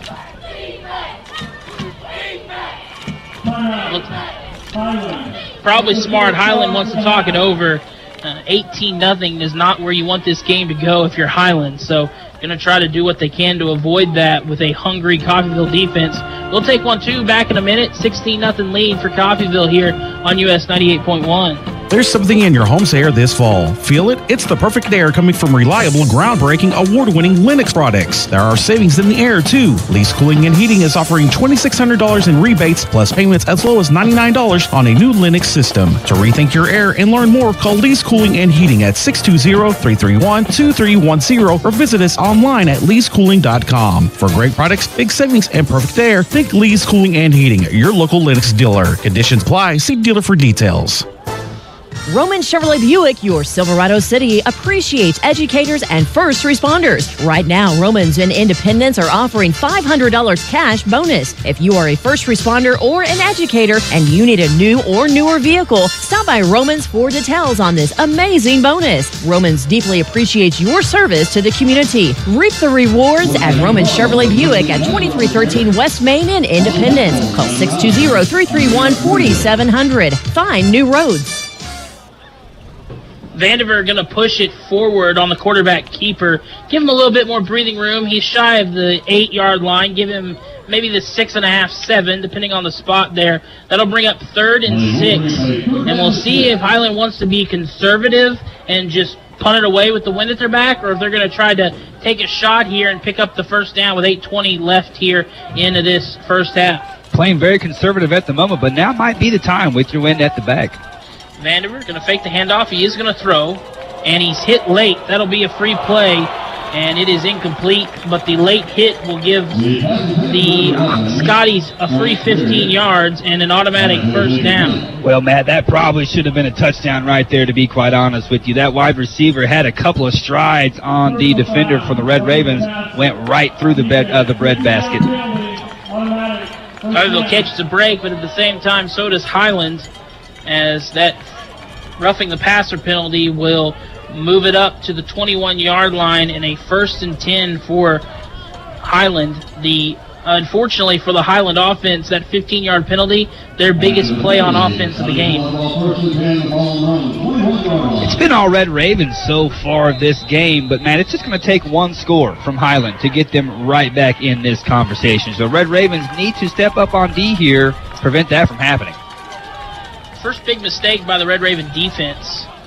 8:10 left here. Vandiver going to take the snap and hand it off up the middle, looking for some room to run. Not a lot of room that time for Jones. Kason Jones on the carry. Maybe picks up half a yard, make it 2nd and 10. Host the Red Ravens in on that tackle right there. Yeah, Jones trying to fight for every yard that he can get, but it looks as if he did not get one at all. 2nd and 10 here for Highland. Well, on the 21-yard line for Highland. Vandiver will stand on the 16. And a free play here as he gets the guy to jump off sides. Wait, maybe not. And he leads his receiver just a little too far. I thought maybe a Red Raven jumped, but there is no flag out on the field. I thought it was a free play. I think Vanderveer may have thought it was a free play as well. And it'll be 3rd and 10. Another time where a Scotty wide receiver had a step on the defense. Yeah, you're exactly right. Kind of a scary play for Red Raven fans and Red Raven defense there. No laundry on the floor, so no yellow flags. Yeah, no call, even though the Highland offensive line, I think, thought it was a false start, and the quarterback did as well. 3rd and 10. Red Raven D-backs need to be on their job here. Vanderveer going to take the snap on 3rd and 10. Going to look to throw. Will step up in the pocket. Hits a receiver underneath. The receiver's got a first down and more as he is out of bounds. Gain of about 15. Good job to find the open receiver underneath, and another good job by the receiver to turn upfield and pick up the first down as they get a gain of 14 and make it first down and 10 coming up at the 35-yard line. Yeah, that was Rod Huntley there, number 10 for Highland. Just a simple crossing route, and with enough speed, making the most of it. First down. 7 minutes left here in the first half. Vanderveer, 2 receivers to his right, going to take the snap here and hand off up the middle. Not a lot of room to run. That'll bring up 2nd down and 8, 2-yard gain that time by Jones. Highland doing a good job of just slowly moving the ball down the field. It'll be a huge victory for them just to take some time off the clock, to be quite honest with you. If they can hang on to this ball and get something out of this drive, huge victory for them going into halftime. A score right before half would be massive for the confidence of the Scotties. As Vanderveer going to take the snap here. He's got receivers split out on each side. Under pressure again. Will throw. Uncatchable, out of bounds. And that'll bring up 3rd down and 8. Number 4, Cameron Pearson out there for the Red Ravens. One-on-one coverage. Really good job with the coverage, but also good pressure as well from the edge. Red Ravens forcing the quarterback to make a quick decision and quite possibly force that overthrow. Vanderveer and Jones in the backfield. Vanderveer has not been sacked yet, but a lot of quarterback hurries from this defense. 4 wide receivers, 3 to the left, 1 to the right. Going to look underneath again, and this time he did not hit his receiver in stride. Intended that time for Pierre.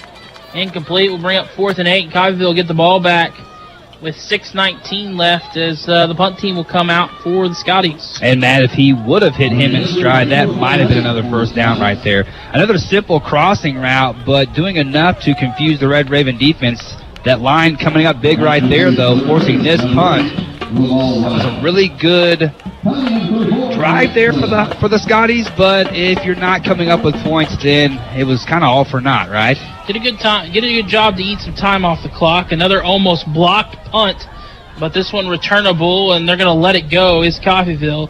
Takes a bit of a Highland bounce inside the 25 to about the 23-yard line. Still good starting field position for Coffeyville, but again, that special teams just this close to blocking another punt. 1st and 10 coming up for the Red Ravens. They're going to mark them at the 25.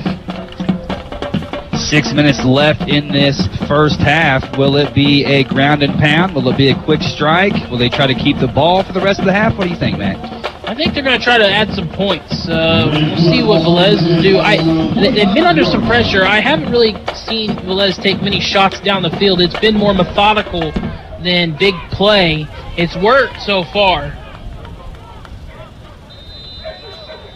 Definitely don't want it to be a quick 3 and out, this one here. No. Velez going to take the snap here with 3 receivers. Going to have some time. He'll hit the open receiver at the 30. And will push his way forward to about the 32-yard line. Quick strike right there to Joseph Young. Good job to make a move and gain some additional yards. 2nd and 2.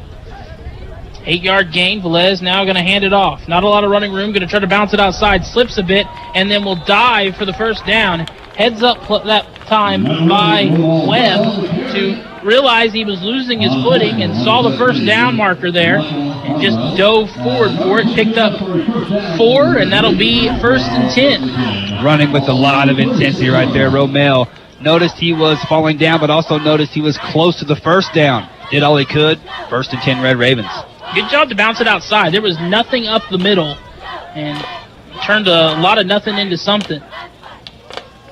Velez going to hand it off up the middle again, pushing his way forward, keeping those feet churning, and that'll be past the 40, gain of about 5 yards. 2nd and 5 coming up here. What a great play to get on a first down, 5 yards. Really strong run off that right-hand side. Webb proving to be a very hard person to get down. You've got all the time in the world if you're Coffeyville. No rush. You can do whatever you want on offense. If you want to take it slow, be methodical, you absolutely can.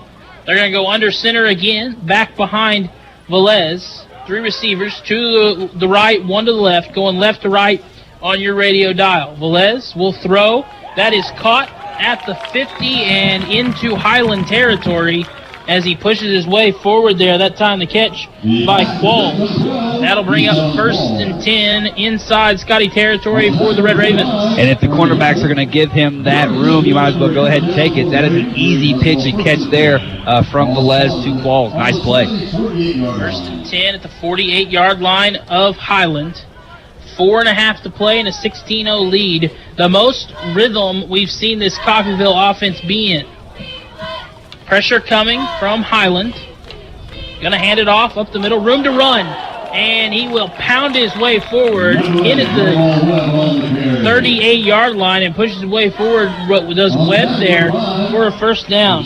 Webb listed, I was going to say here, he's listed as 5'9", 205, and he needed all 205 to push for the first there. Webb hit that hole at maximum speed, and he hit that defensive back at maximum speed as well. What a great football play right there. I formation here as Velez will be under center. Going to take the snap, fake the handoff, and roll. He throw to his tight end, and it is caught. Push his way forward. That time was Ferrante Cutler. Cutler, I said tight end. He's the fullback on this team. As Cutler picks up the first down and will have it 1st and 10 at the 24-yard line. Cutler is such a valuable guy to have coming out of the backfield there. He looks like he's just going to block. Okay, that's all this guy will do. But he can run, he can move, and he can catch as well. Got faked out by the chain gain. Not 1st and 10 at the 24, 1st and 10 at the 27. I go back into the shotgun here, Will Velez. Velez going to look to throw. He's got a receiver open, has to come back for the ball, and almost a dangerous throw there, as maybe a little miscommunication. Velez was looking for maybe a stop route, a little curl route maybe, and threw back shoulder. The receiver was still working his way down the field, and the corner just about stepped in front of it. Yeah, Joseph Young losing his helmet there, so he's going to go off to the sideline. But, yeah, it looked like Velez was going for a back shoulder throw there. He executed the throw very well, just not on the same page as his receiver there. Back under center is Velez on 2nd and 10. Cutler, the fullback, the handoff here to the back. That's Webb. Webb going to push his way forward out of bounds, and a flag comes out. Maybe a holding penalty, which will back up Coffeyville 10 yards if it is. 3:13 left here. It's a 16-0 lead for the Red Ravens, trying to add points before halftime. Now, Coffeyville got the ball to start, so Highland will get it to start the second half. Well, Matt, obviously you want 6 right here, but it will be important for the Red Ravens to eat up this clock and at least get 3 on the board. Unfortunately, finding themselves moving backwards here. Yeah, almost at this point, if you're not able to pick up any yards here on 2nd down and 3rd down, you're probably pushed yourself out of field goal range with the way the wind's blowing. 2nd and 20 here. We'll see what the offense draws up here. Velez under center. Velez going to roll to his left and throw. He's got a receiver open, and he is out of bounds right at the original line of scrimmage. 10-yard gain, and that'll bring up 3rd and 10. Keyshawn Qualls there on the catch. Nice rollout, nice design play right there. Found himself with a lot of room, made the most of it, got out of bounds. a more doable third down here. But like you said, try to pick up some yards here, but if you don't, I do think they'll probably go ahead and go for it on fourth down. Yeah, they're kind of in a no man's land with the way the wind is blowing. They gave him 9, so make it 3rd and 11. Velez is going to be in the shotgun here with one receiver to his left, 2 to his right, as he will take the snap, going to look to throw. Little pressure brought. Velez's pass is batted down at the line of scrimmage and will be incomplete. And that'll bring up 4th and 11. And what is Leiker going to do here? He's going to bring out Forrest Taylor to kick a field goal. Well, great pressure there from the Highland Scotties. Number 7, Jerome Simmons as well, able to bat that one in the air. Actually, Red Ravens lucky that one didn't get intercepted. Yeah, batted up into the air as Taylor will line up here for a 44-yard field goal. Not easy for Taylor. This kick is away, and it has the length, but it is not on line. It is wide right as Taylor pushed it, and that will bring up 1st and 10 at the 35-yard line for the Scotties. Got to give Taylor a lot of credit for putting in the power just to get it to the field goal, to be quite honest with you. If you could take a look at the flag right now and just how strong that wind is blowing, just a little off to the right there. Unfortunately for him, comes up a little short. I gotta say, I gotta disagree with the decision there by Leiker, because you've given, they're gonna mark him at put the ball at the 27 there. But you're giving the Scotties decent field position.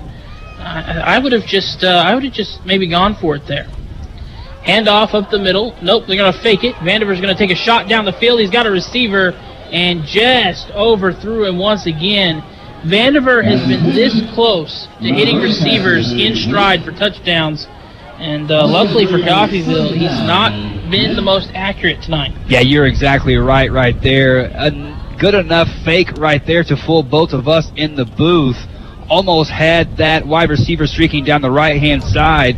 And like I said, 16-0. It's been all Red Ravens, but just one score will get Highland back in this game. Trying to pick apart the Red Raven defense right there, open it up a little bit with 2 minutes left in the first half. Going to throw again quickly here. This is a short pass caught, but the Ravens block to the football there, and that will lose a couple of yards. Actually going to say loss of 1. Bring up 3rd and 11 here. I think that was number 36, Brandon Snell, in on that stop right there. Good reaction time by him. Way to close it out. And if you're Highland, you don't want to give the ball back to the Red Ravens with hardly any time at all, considering some of the quick strikes they've had so far. 2 minutes left here, 16-0 lead for Coffeyville. 3rd and 11. And they're going to run the football here, and he's hit by his own lineman. First contact came from his own offensive lineman that slowed the momentum, and he had a hole. There was room to run there. And that a gain of about 4 will bring up 4th down with 1:45 left. Coffeyville will call a timeout here. We'll be back in a minute as we wind down the first half. US 98.1. Make your home more comforting with help from Derailed Commodity. Update your flooring with the area's largest selection of in-stock carpet, luxury vinyl plank, tile, area rugs, and more in many styles, brands, and colors. New furniture always brightens a home. We have a great selection of furniture, including sofa sets, recliners, and mattresses. Economy to premium, in stock and ready to brighten your home. Shop now at your local Derailed Commodity Flooring and Furniture, Brazelton in Independence, Kansas, and Joplin and Butler, Missouri. Looking to start a new career with minimal cost to you? Contact Coffeyville Community College today and ask how the Kansas Promise Act can cover the tuition, books, fees, and some supplies over 15 career and tech ed programs offered at CCC. Log on to our website at coffeyville.edu or contact one of the 2 technical campuses to get started today. Build your future at Coffeyville Community College.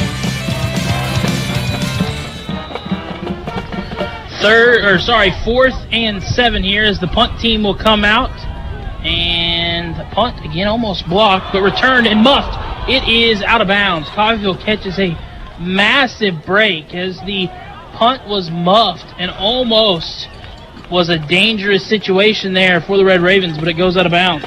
Yeah, looking back on that play right there, Webb probably should have called a fair catch, but thought he maybe had a blocker in front of him, thought he maybe had some time to catch it and make a move.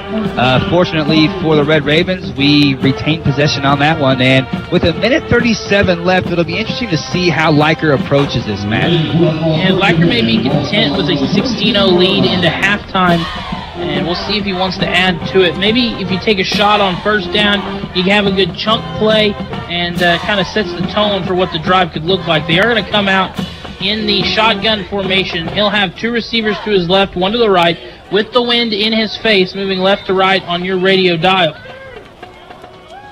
I would love to see a good gain right here and the hurry-up offense as well. Late pressure looks like it's coming here. Picked up by Coffeyville. He's got a receiver open, out of bounds. Nice little 12-yard gain that time as he hits Qualls. 1st and 10 coming up here, but a flag that could put a real quick end to the decision-making here and just have them take it into half, depending on what this is. Yeah, I was just about to say that is the perfect play for the Red Ravens right there. 12-yard out, get out of bounds, but unfortunately it looks like we'll be heading backwards. Illegal chop block is what that is, and that was definitely an impactful play because it's what kept Velez from getting hit on that late-coming blitz. So 15-yard penalty makes it 1st and 25, and with 1:31 left here, let's see. Now you're all the way back inside your own 20-yard line at the 18. And a mistake here could be 6 the other way. So we'll see what they want to do here as Velez will have it in the pistol.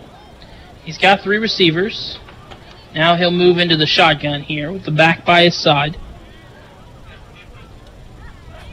Velez will take the snap. It's low. He'll scoop it. Under some pressure. Now just going to look to run. He will throw. And that is caught. Wide open. 50, 40. It's a foot race. 30. One man to beat, and he does not beat him. He's tripped up at the 20-yard line. A touchdown-saving tackle that time by Keith of Highland. With 1:19 left here, phenomenal job by Velez to get away from the pressure and find the wide-open wide receiver. I think that play right there displays everything Velez has to give to this team. Good decision-making, athleticism, was able to really zip that ball in there, and like you said earlier, put it exactly where only his wide receiver could get it. Number 83, Joseph Young, came up with it, almost won that foot race there, but give credit where credit is due to that D-back from Highland. And, hey, going from, do we just go ahead and, call it quits? Do we just go in for halftime to, hey, we're in scoring position, let's put 6 up on the board? Yeah, did not let that penalty bother them whatsoever. And Highland, who now thought they were in a favorable spot there with Coffeyville pushed back inside their own 20, has to take a timeout to kind of catch their breath here and keep the Red Ravens from going on that up-tempo offense like we saw them do earlier. That just phenomenal job by Velez. It was a low snap. He scoops it up. He steps up out of the pressure, is looking to run, decides to not take off because there was open grass in front of him. He probably could have picked up 10, 20 yards, found the wide open wide receiver, and now we have 1st and 10 inside the 20-yard line. If he did not have supreme confidence in himself and his arm and his wide receiver, he wouldn't have been able to make that play. I'm happy to see that he does have that confidence in himself and his receivers, even early in the season like we are. And right over the defender's hands, too. Perfect pass. On the run. Velez now will take the snap. Going to look to throw. Pressure again. Velez now will work his way. This time he'll keep it. Got a rushing touchdown already. Going to try to get out of bounds. Smartly goes out of bounds to stop the clock here. Gets inside the 10-yard line. Goes out of bounds at around the 6, and it'll be 1st and goal at the 6-yard line. Velez can do it all with his feet and in the air. The young man lives to fight another day right there as well. He could have taken on those 3 defenders right there, a la Michael Vick in the early 2000s, but makes a smart play, gets out of bounds, conserving some clock, conserving his body as well, gives his offense a chance to regroup. Let's see what they come up with here. 16-0, 1:10 left. Coffeyville got a good opportunity to add points in some aspect here. Velez will go under center now. Let's see if Coffeyville switches to the run game a bit here. They are. A little pitch play and not a lot of room to run, and it will go for negative yards. They go back from the 8 to the 9, loss of 1, and that'll bring up 2nd and goal from the 9-yard line. Scotties were not fooled by that play at all. They were ready for it. Just a simple pitch to the right to Dorian Lewis. Nothing he could really do there, shake and bake, but Highland Scotties ready for that one. So under 45 seconds left here in this one. They'll go back to the shotgun. 2nd and goal from the 9. Time's not really much of a factor here, especially with their timeouts. Velez going to take the snap, going to look to throw. He's got time now. He's under pressure, and he'll go down. But a flag comes out. He was hit low. I don't know what this is going to be. I know in the NFL you can't tackle the quarterback below his knee, and he was hit low. So I don't know if this is the same rule. Not all rules transfer from one side to the other. Yeah, Matt, it's interesting because he wasn't hit late, but he was hit low. However, it seemed like the player, which I think was number 48, Brooks Redden, was actually pushed into him by our linemen. So they're having a discussion with the Highland coaches at the moment. So it does look like it is going to be on Highland, just from what I'm seeing, the way that the officials are kind of ready to mark off the yardage. But over there basically explaining, this is what we saw, this is why we made the call that we did, yeah. But the Coffeyville offense standing back, huddled up around the 20, so it could be on them, as now the officials have kind of turned the other way. Let's see what we're going to go with here. I'm not sure what the call on the field is. Now Coffeyville's going to move back up. Maybe it is on Highland. And now we're going to back them up. Looks like it's on Coffeyville. I tell you what, I'm not sure what the penalty is. Maybe they picked up the flag, to be quite honest with you. Maybe they did. Maybe they did. Maybe it was declined by the Highland coaching staff. Well, now still waiting for official word here. And now it looks like maybe we got a timeout. So it looks like we do have a timeout here. Let's see what's holding on the offense. So holding penalty decline. So they'll lose yards on the sack, and that'll be a timeout, and we'll take it back here in 30 seconds. As we all know, there's no such thing as stable weather here in southeast Kansas and northeast Oklahoma. Severe weather can develop at any time, and when it does, you can count on KUSN to keep you up to date with what's going on. Severe weather coverage is brought to you by H&H Roofing and Eck Heat and Air. If there's threatening weather, depend on complete coverage on US 98 KUSN.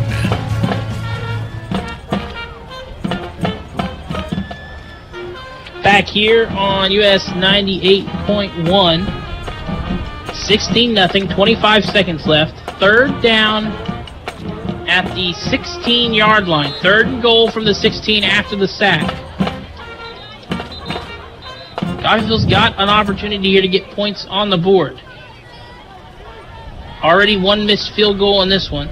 2 touchdowns, 1 in the air for Velez, 1 on the ground for Velez, and then the safety on the block punt.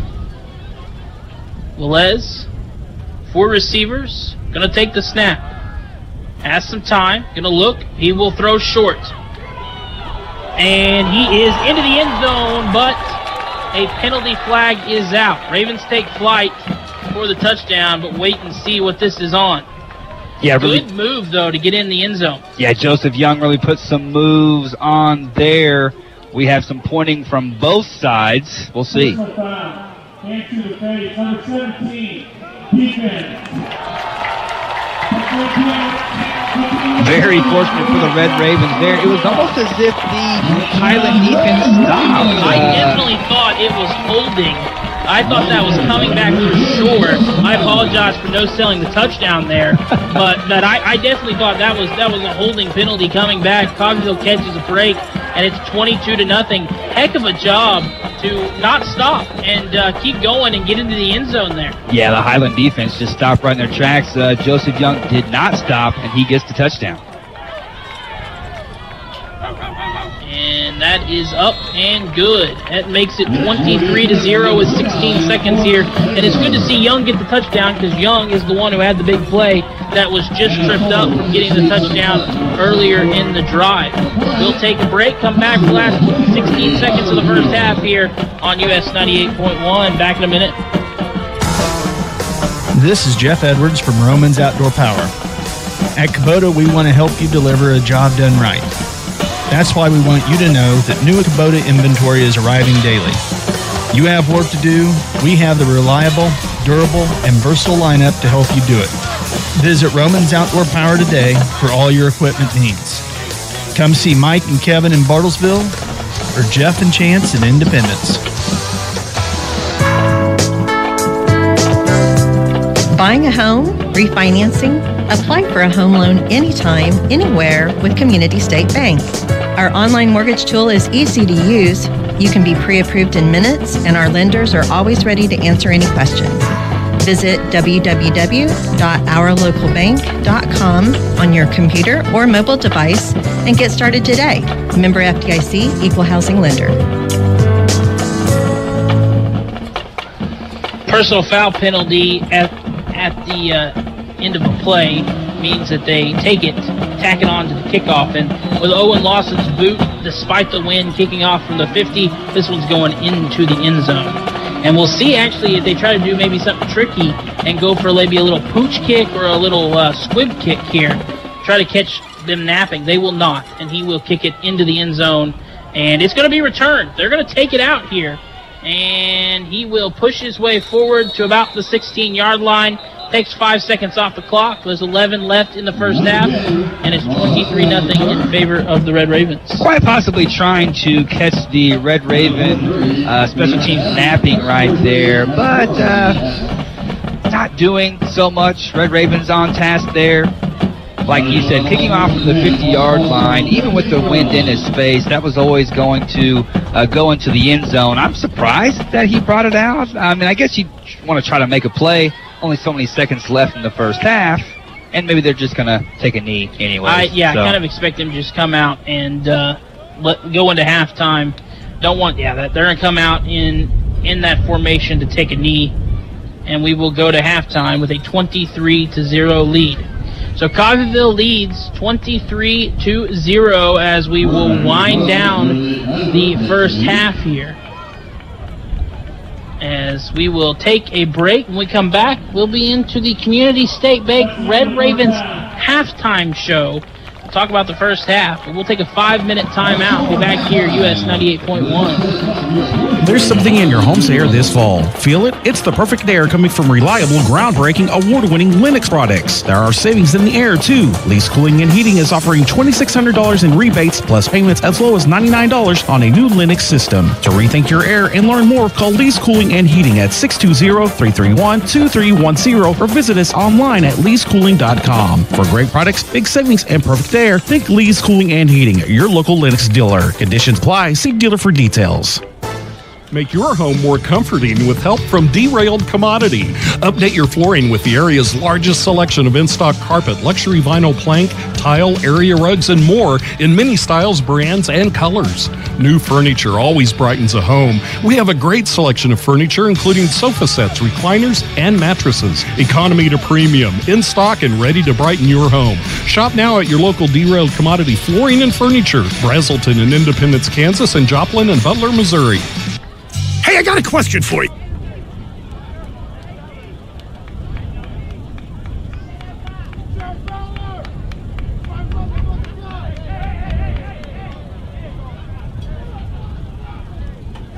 And now, for your halftime entertainment this evening, please welcome Coffeyville, your Red Ravens dancing under the direction of Jesse Wallace and Kingsley Harder.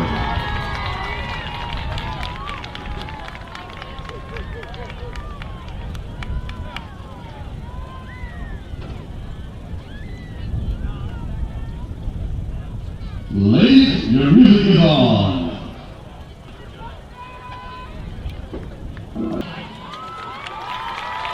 Alright, let's get ready for the Red Raven Dancers.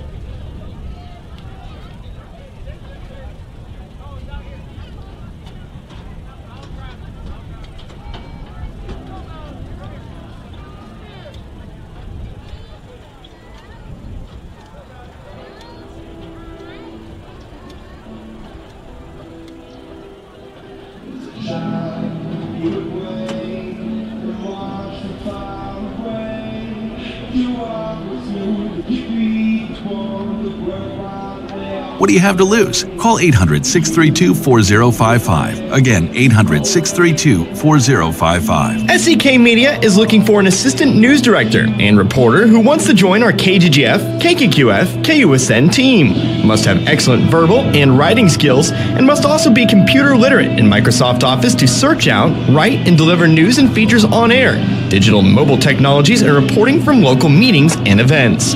Sports play-by-play is a plus. Valid driver's license is required.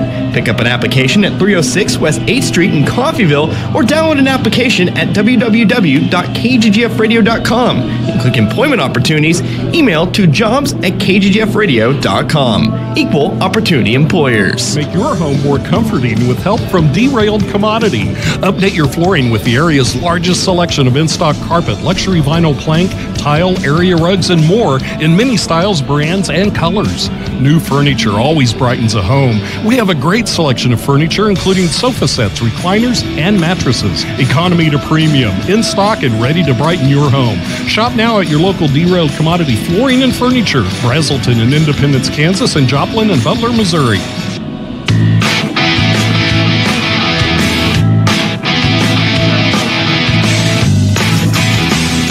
Back here on US 98.1 KUSN, it is halftime. We've got some halftime stats for you as Coffeyville leads in this one 23-0. Scoring got started with a safety.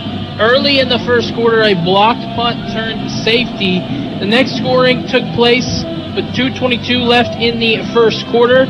Isaiah Velez would find Mario Sanchez for a 9-yard touchdown, taking the 9-0 lead. Then early in the second quarter, Velez, this time with his feet, a 16-yard rushing touchdown to extend their lead to 16-0. Forrest Taylor would miss a field goal, but then another opportunity after a big catch by Joseph Young. Then Velez later on, after a couple of penalties, we kind of were worried there for a second, would find Young once again. The defense was napping as Young gets in for the 15-yard touchdown to get us at 23-0. Numbers on the night: Isaiah Velez, 16 of 22, 204 yards and 2 touchdowns, having a very, very good game. Velez has 3 carries for 23 yards and a touchdown. Barksdale 4 carries for 17 yards, and Webb 5 carries for 23 yards. His long is 20. Webb's long is 10. Barksdale's long is 20. We saw that when he leaped over that defender. Receiving wise, Qualls 2 catches for 20 yards. Barksdale 3 catches for 23 yards. Dorian Lewis has a catch for 9. Cutler with a catch for 11. Jalen Klee has 3 catches for 34 yards. Mario Sanchez has 1 catch. It was the 9-yard touchdown. And Joseph Young leads the team in receiving both receptions with 5 and 98 yards receiving. He also caught that touchdown right before the end of the first half. Forrest Taylor's 3 for 3 on extra points. Owen Lawson, 3 punts for 161 yards, averaging 53 yards a punt. His 2 touchbacks, his longest punt is 57 yards. On the other side, not a great game for Brinley Vandiver. 5 for 13, just 29 yards passing and an interception. The rushing attack hasn't been much better. Vandiver has 4 carries for no yards. Casey Jones, 6 carries for 16 yards. Marvin Jordan, 2 carries, 2 yards. Darius Melton has 1 carry for 3 yards. Huntley has 1 catch for 14 yards, and Casey Jones 1 catch for 14 yards. Jordan and Pearsall both 1 catch for a yard. Looking at the team discrepancies here, again it is 23-0. 14-3 in the first down. 14 first downs for Coffeyville. Coffeyville has 17 carries for 62 yards. They have 204 passing yards. Total offensive plays, 39 plays for Coffeyville for 266 yards.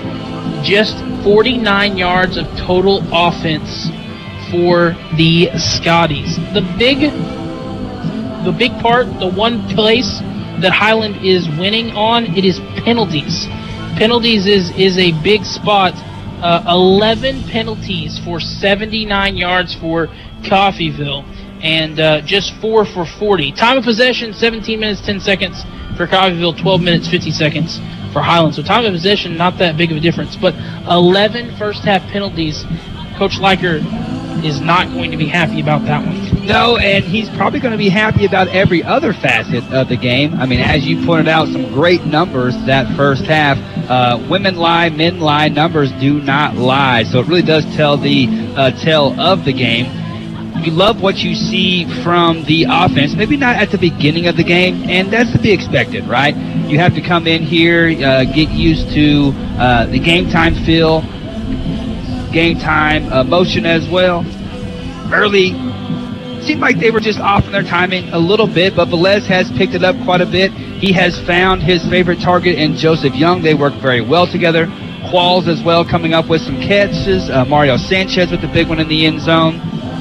The three-headed monster of Webb and Barksdale and Lewis is working so far, but I imagine Leiker would like to see them get going a little bit better in the second half. Yeah, absolutely. You mentioned tempo was rough to start, which you'd expect. You know, things aren't going to start fast. First game of the season, got to work out some of those first game jitters.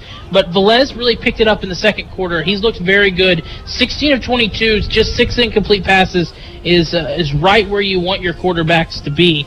So Coffeyville again with a 23-0 lead as we are currently in the Community State Bank Red Ravens halftime show.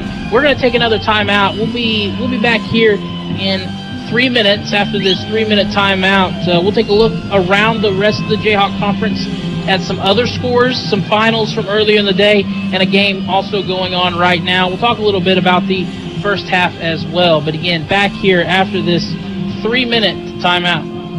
Roman Chevrolet Buick, your Silverado City, appreciates educators and first responders. Right now, Romans and Independence are offering $500 cash bonus. If you are a first responder or an educator and you need a new or newer vehicle, stop by Romans for details on this amazing bonus. Romans deeply appreciates your service to the community. Reap the rewards at Roman Chevrolet Buick at 2313 West Main in Independence. Call 620-331-4700. Find new roads.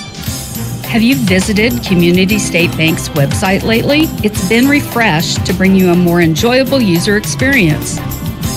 The new website is device responsive and features consumer information on lending, fraud, cybersecurity, and links to the Facebook page and the YouTube channel. Visit www.ourlocalbank.com and see for yourself. Member FDIC, Equal Housing Lender. Do you struggle with occasional nerve aches in your hands or feet? Try Nervive Nerve Relief from the world's #1 nerve care company. Nervive tablets contain alpha-lipoic acid to relieve nerve aches, weakness, and discomfort, plus B-complex vitamins to support healthy nerve function as you age. Live life with less nerve discomfort with Nervive Nerve Relief. Learn more at nervivehealth.com. And try Nervive Pain Relieving Cream to block nerve pain signals at the source. Use as directed. At Charmin, we heard you shouldn't talk about going to the bathroom in public, so we decided to sing about it. Roll super mega for your backside. Ouch. Shake your booty, do the Charmin slide. Super mega, make you feel alright. Everybody do the Charmin slide. Long-lasting TP gets everybody going. Leaves booties clean and totally glowing. Shake your booty, do the Charmin slide. Change your roll-less and go with pride. Charmin Super Mega Roll is longer lasting, so you can change the roll less often. Enjoy the go with Charmin. There's something in your home's air this fall. Feel it? It's the perfect air coming from reliable, groundbreaking, award-winning Lennox products. There are savings in the air, too. Lease Cooling and Heating is offering $2,600 in rebates, plus payments as low as $99 on a new Lennox system. To rethink your air and learn more, call Lease Cooling and Heating at 620-331-2310 or visit us online at leasecooling.com. For great products, big savings, and perfect air, think Lease Cooling and Heating, your local Lennox dealer. Conditions apply. See dealer for details. Does your business need radio communications facilities? KCD Towers has tower space available. They can meet your needs in Chautauqua, Montgomery, and Labette counties in southeast Kansas, and Osage, Washington, and Nowata counties in northeast Oklahoma, with expanded coverage across the area. Tower space for cellular or two-way communications? Let's talk. Call Kevin Potter, 918-336-1001, or go online to bartlesvilleradio.com and click on Rent Tower Space under the Contact tab. Start your communications outreach today.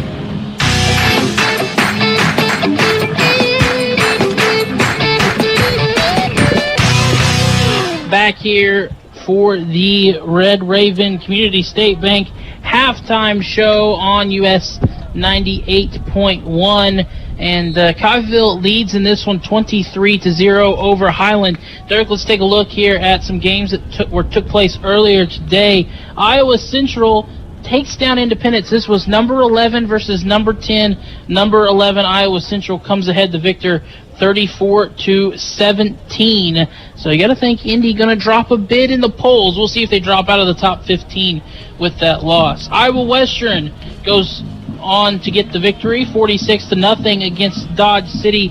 Unfortunate shutout there for Dodge. The two Iowa schools take a 2-0 lead against the Jayhawk Conference early in the season. 42-0 win for Hutch over Navarro College. And then over our friends over in Butler County, they've got a fun one tonight that they're watching between number 7 Garden City and receiving votes but not ranked Butler Community College. That one's tied up 21-21 at halftime. They've seen a punt return for a touchdown, and they've seen a 73-yard run for a touchdown. So exciting stuff there at the BG Products Veterans Sports Complex in El Dorado. A place we'll be later, and look forward to it. It's one of the nicer stadiums in the Jayhawk Conference. I definitely am. I've heard a lot about it before. And, Butler, traditionally a powerhouse, voted preseason 5. I don't think they're going to accept that, to be quite honest. They're not going to accept that. Just like Liker's not accepting 4 for us. It is a 5. In my opinion, it is a 5-team race. Nothing against Dodge City or Highland, the Scotties here tonight, but it's a 5-team race for first place.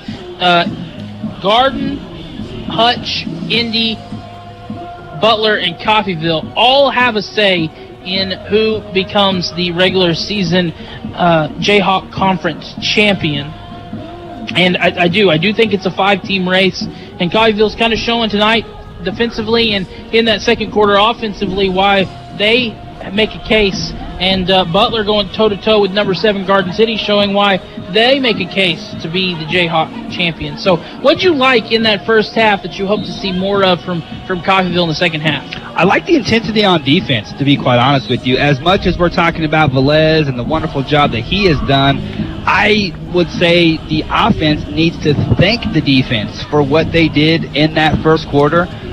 Putting up this clean sheet so far, returning the momentum, back to them, getting the ball back to them in time where they can score and do big things. So the intensity on defense, I definitely want 8.1.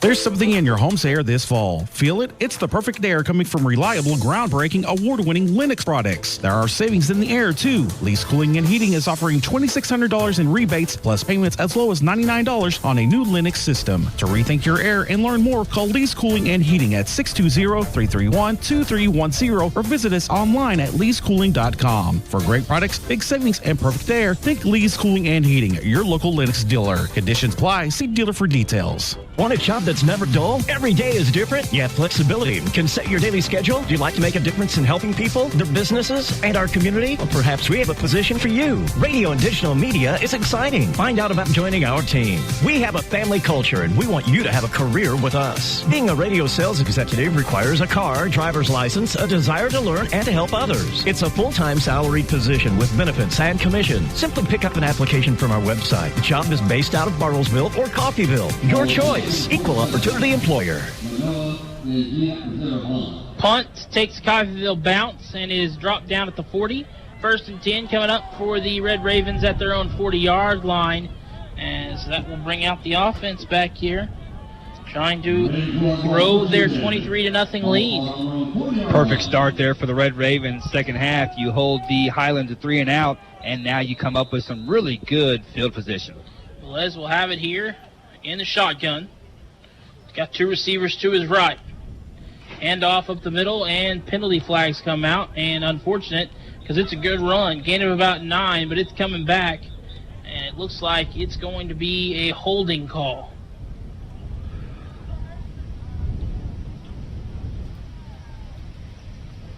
Let's see what they rule here. No, illegal formation. And that one hurts right there, Matt. That one really, really hurts. That comes down to focus. That comes down, quite possibly to preparation. Not saying the coaches didn't have them prepared, but after a really, really strong run right there, where we saw Webb eat up some yards, where we saw the offensive line really make a great push, yeah, that one hurts. So move them back 5, make it 1st and 15. That's 12 penalties now for the Red Ravens. And that is going to be one aspect that Coach Leiker is really going to work on. Up the middle, another good run, pushes his way forward back to the original line of scrimmage, give him 5 and make it 2nd and 10. The best part for Coffeyville is they've not been major shoot-yourself-in-the-foot penalties. A lot of them have been real little 12 penalties and 84 yards is not the worst thing in the world. 12 is a lot of penalties, but a lot of false starts. There's been some delay of games, illegal formation. They haven't been horrible penalties, but you still, even with the first game, 12's a lot of penalties. Very good point. Going to be in the shotgun here. Going to look to throw. Has a receiver, and that's probably the worst pass I've seen Velez throw tonight. And it was still out of bounds and away from everyone else, but well behind his receiver. And that'll bring up 3rd and 10 at the 40. Well, and you see him immediately go to Keyshawn Qualls and have a little discussion with him. It was a bad throw, but probably miscommunication overall as far as he maybe thought Keyshawn was going to go one way. Keyshawn saw the coverage and went the other. They'll get that worked out, but it does bring up a 3rd and 10. They're going to have to go downfield here and get some yards. 3rd and 10, we'll see where he targets here is Velez. Looks like Highland's going to bring a little pressure. They do. He holds in the pocket, finds his open receiver. 1st down into Scotty territory, just shy of the 40. Good catch there. Give him the 42-yard line of Highland. 1st and 10 for the Red Ravens. What a great pitch and throw right there. Krishan Crenshaw comes up. Around 4-year colleges. Saw some playing time at 4-year colleges, but didn't see a lot of playing time, which is why we're seeing him now here 4 years after high school. So, he's a composed, kind of savvy veteran for this Red Raven team. Under center this time, going to look to run. They bring in the fullback Cutler. They'll fake the handoff, play action. Going to take a shot down the field. Open and incomplete. Just led his receiver just so much. And that'll bring up 3rd and long. 3rd and 18, 11:09 left here in this 3rd quarter. Yeah, looking for the big strike there. Just a missed throw. Qualls, I think, had a step. Looking to make a big play, unable to, which is going to set up a huge 3rd down here at midfield. I feel like if you can get to like maybe the 38-yard line, you might go for it here. I feel the same way, man. So we'll see what they try to do. Les gonna throw a little screen pass He's got some room to run, but he will be brought down shy of the 40. They'll give him the 43-yard line, back to the original line of scrimmage, so gain of 8 makes it fourth and we'll call it a long one. We'll call it a long 10. I love the play call there, though. You know, the Highland Scotty defense has a lot of momentum. They're flying around out there, so you throw them off just a little bit. Webb unable to keep his footing out there, and we will go ahead and see the punt team come on and once again play this field coverage game, which came up big for the Red Ravens in the first half. You saw the offense try to stay out in the field and convince Coach Leiker to let him go for it, but little pooch punt trying to pin him deep takes a nice bounce, but then will come back in the Scotties' favor at the 22-yard line. So Lawson could have put a bit more on that one, but plays it safe, and they'll get it in a favorable spot. 1st and 10 at the 21-yard line for Highland. 10-13 left here in the third quarter. It's a 23-0 lead in favor of the Red Ravens. For the Highland Scotties, you have to figure that to be a victory, no doubt about it. You know, holding the Red Raven offense off like they did, especially when they had a couple of big plays early there. It looked like Webb was, getting some momentum going forward. Big victory there for the defense. Let's see if it can translate to the offense. Vandiver going to hand it off up the middle, and that will go nowhere. Give him a yard. Make it 2nd and 9 here as he's able to get to the 22-yard line. Tough run there off the left-hand side. Red Raven defense up for that challenge. There's really no push from the offensive line there from Highland. Nowhere to go for the running back. Bring up 2nd and 9 here.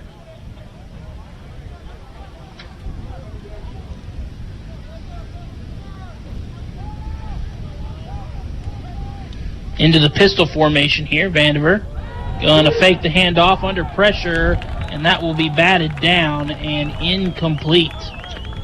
No problem at all right there for the Red Raven defense. Charles Perkins, number 44, coming up big from his defensive end position. Charles Perkins, a big performer last year for the Red Ravens as well. Last year, 26 tackles, 6.5 tackles for loss, so just picking up where he left off last season.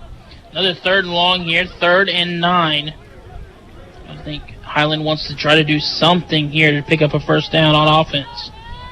Look for some crosses. They had experience and success with those in the first half. Vandiver going to hang in the pocket. They will run that crossing route. Makes it one guy miss, but then cannot make the second guy miss. Goes out of bounds and is going to be just shy of the first down line. Tried to make that extra effort, reached the ball forward, but he goes out of bounds 2 yards shy. 4th and 2 coming up. And you got to give him credit for that extra effort there, to be quite honest with you, but also give credit to Jacquez Bradley, number 24, who came up with a big play right there. Really big for the Red Ravens to get that stop. The offense, I don't want to say they're lagging just a little bit, but having to punt the ball over, defense wanting to step up, definitely keep this clean sheet here.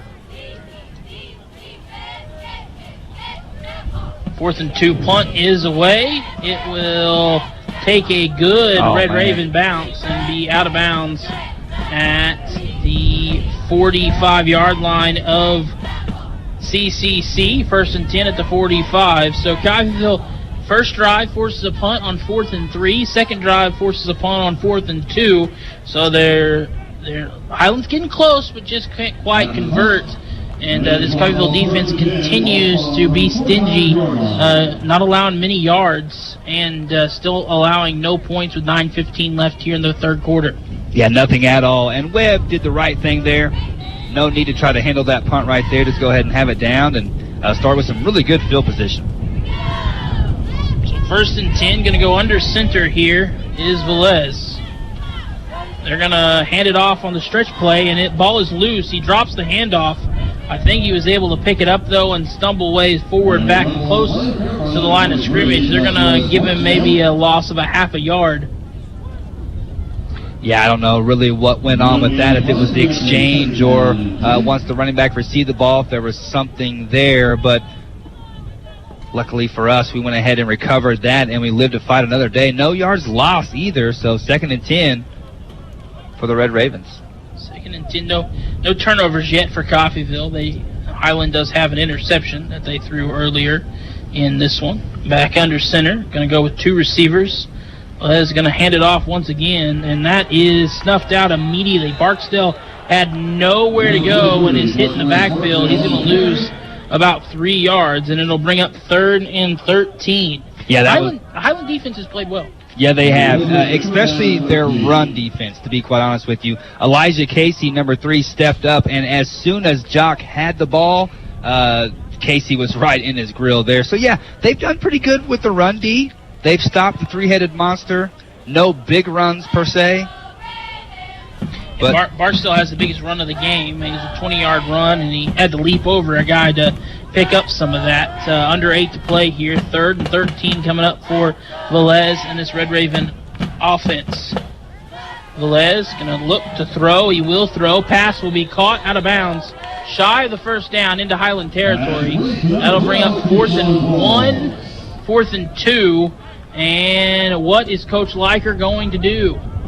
He's not been too aggressive, and it looks like maybe the first time tonight he is going to be aggressive. Yeah, I think he's going to go ahead and go for it, Matt. And previous play there, Keyshawn Qualls, a really good route ran, really good pitch, a really good catch, giving them the chance to quite possibly pick up this first down on 4th down. They're going to go back under center, although rushing yards have not been easy to come by here. In motion, going to hand it off, and that'll remain the same. This is going to be a big loss back to the 50-yard line. Had to get 2, lost 3. 1st and 10 for Highland in their best starting field position of the night at the 50-yard line. Try to run to the left right there. Kerry Grant, number 2 defensive back, steps up and makes the tackle. Big victory there for the Highland Scotties. Momentum slowly shifting their way, but here come the Red Raven defense looking to keep that goose egg on the board. This is the toughest challenge of the night as far as starting field position goes for this Red Raven defense. They lead 23-0, 7:23 left in the 3rd, but Highland has the best starting field position of the night. Vandiver at the 50 will take the snap, going to throw quickly. That ball is skipped to the running back or receiver over there, I should say, and incomplete. That was the forward pass. I was going to say, because if that's behind the line, then that's fair ball, would have been a live ball, and smart of the receiver to act like it was and not just let it go, but it was a forward pass, incomplete, and that'll bring up 2nd and 10, and Coffeyville was all over that bubble screen. Yeah, really good point there as we see some shifting on the defensive side. 3 wide receivers look like they might go downfield here. Vandiver going to stand on the 45-yard line now. He'll motion his back over. It'll be a swing pass. They've done this a few times tonight, and it will go nowhere. Loss of a yard. The Coffeyville defense swarms to the football, and I may have seen a flag come out. I think we're going to get a little maybe unsportsmanlike conduct. Some extracurriculars down there, quite possibly, but what a great job there by the Red Raven defense. Looked like Highland had some room to run there. Shut down quickly, though. I know nothing frustrates Coach Leiker more than those extracurriculars after a play. After the play, unsportsmanlike conduct, Coffeyville, number 7, Conte. That is J.J. Hill, and J.J. Hill will come to the sideline and have to go from the field to the sideline and met by none other than Coach Jeff Leiker, who I'm sure is going to tell him how much he does not like those penalties. And that goes from a 3rd and long to a 1st and 10 now at the 36-yard line. Bunch set. Off to the left, 3 receivers bunched up there for Vandiver. Going to take the snap, and now another penalty flag comes out. This will be a false start. This will back up. And now another flag comes out. Closer, maybe another unsportsmanlike conduct penalty. Things getting chippy halfway through this 3rd quarter with a 23-0 lead for Coffeyville. Yeah, you do not want to see this if you're a Red Raven fan. We've been playing well all game. We've had a really good start to this second half from the defensive side for sure. You don't want to see these careless penalties being called, being committed. We've got to be better than that as a team. If we want to be a championship team, the game has to be won from the shoulders up, that's for sure. Absolutely. Well, and the thing of it is, and I've heard Coach Leiker say this time and time again, and I'm not surprised. Normally his teams are very good at this because of how frustrated unsportsmanlike conduct penalties make him. False start. So let's see what they're going to call here. First down.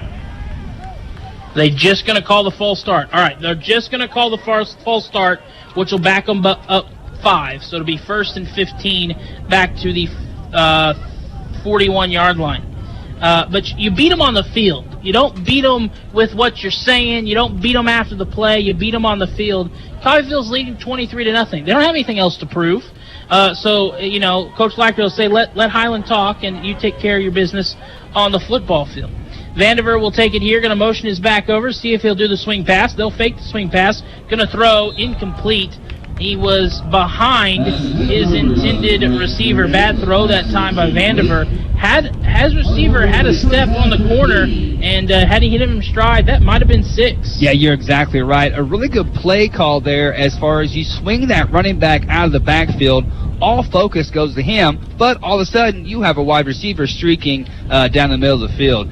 Cameron Pearson did all he could to get in there and interrupt that play there. If it weren't thrown behind like it was, yeah, it might be a different story, but Red Ravens live to fight another day.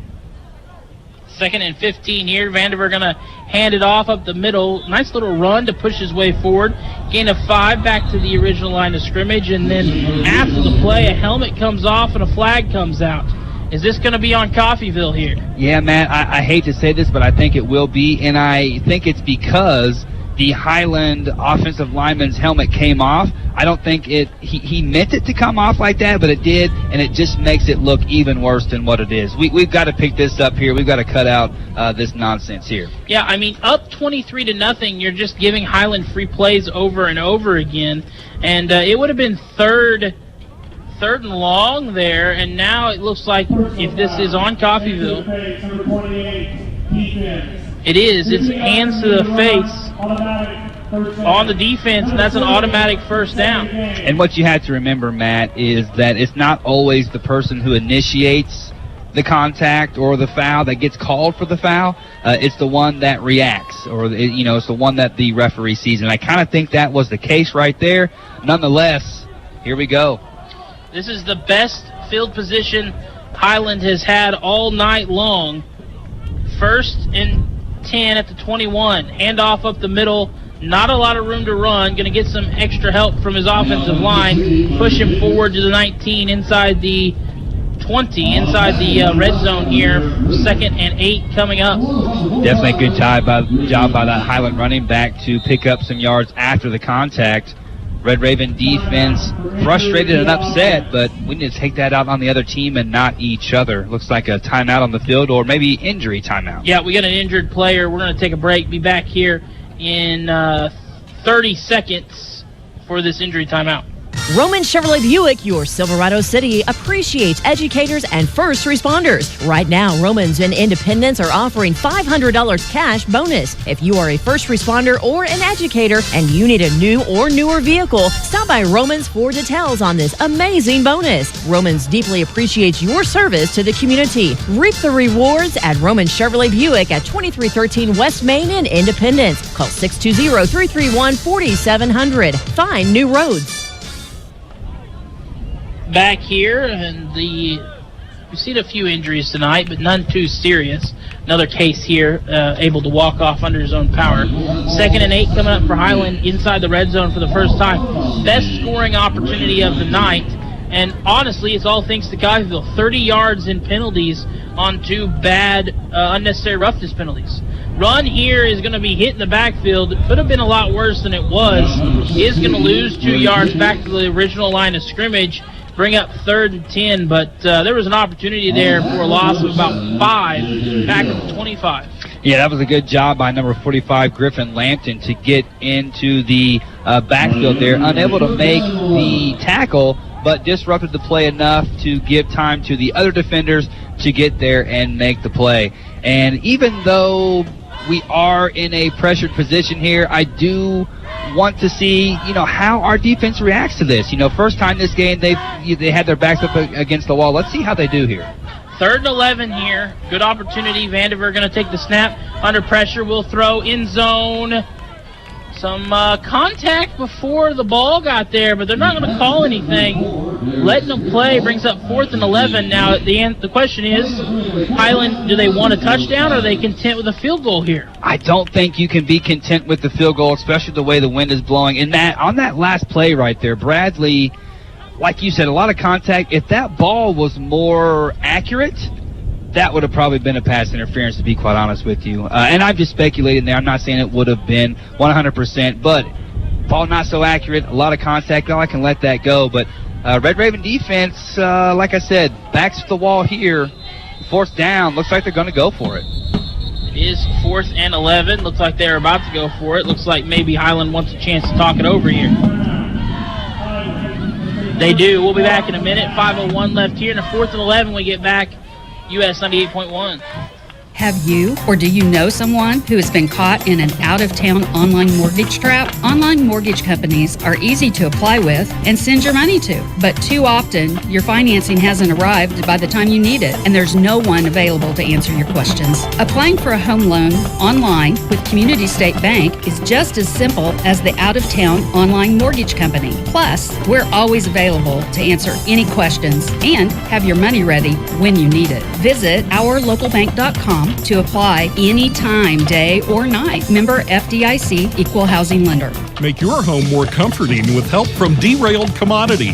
Update your flooring with the area's largest selection of in-stock carpet, luxury vinyl plank, tile, area rugs, and more in many styles, brands, and colors. New furniture always brightens a home. We have a great selection of furniture, including sofa sets, recliners, and mattresses. Economy to premium, in stock and ready to brighten your home. Shop now at your local Derailed Commodity Flooring and Furniture, Brazelton in Independence, Kansas, and Joplin and Butler, Missouri. Back here, and that is incomplete in the end zone. That'll be a turnover on downs, as that'll bring up 1st and 10 here at the 22-yard line. Turnover on downs, Matt, but I do like the play call from the Highland Scotties right there. Play action. They had a man somewhat open there. The Red Raven defense did a good job breaking it down and, maybe getting some hands in there. Unfortunately, we do see a Red Raven down on the field. Yes, there is a Red Raven defender injured down there. We'll go ahead and take a 30-second injury timeout here on US 98.1. SEK Media is looking for an assistant news director and reporter who wants to join our KGGF, KQF, KUSN team. Must have excellent verbal and writing skills and must also be computer literate in Microsoft Office to search out, write, and deliver news and features on air, digital and mobile technologies, and reporting from local meetings and events. Sports play-by-play is a plus. Valid driver's license is required. Pick up an application at 306 West 8th Street in Coffeyville or download an application at www.kggfradio.com and click Employment Opportunities. Email to jobs@kggfradio.com. Equal Opportunity Employers. Back here, US 98.1, as we await the teams coming back out. I'll give you an update. Butler takes the lead 28-21 over Garden City with 6:09 left in the third. There's 4:57 left here with 23-0 lead for Coffeyville. And after a turnover on downs by Highland, the offense will have an opportunity here.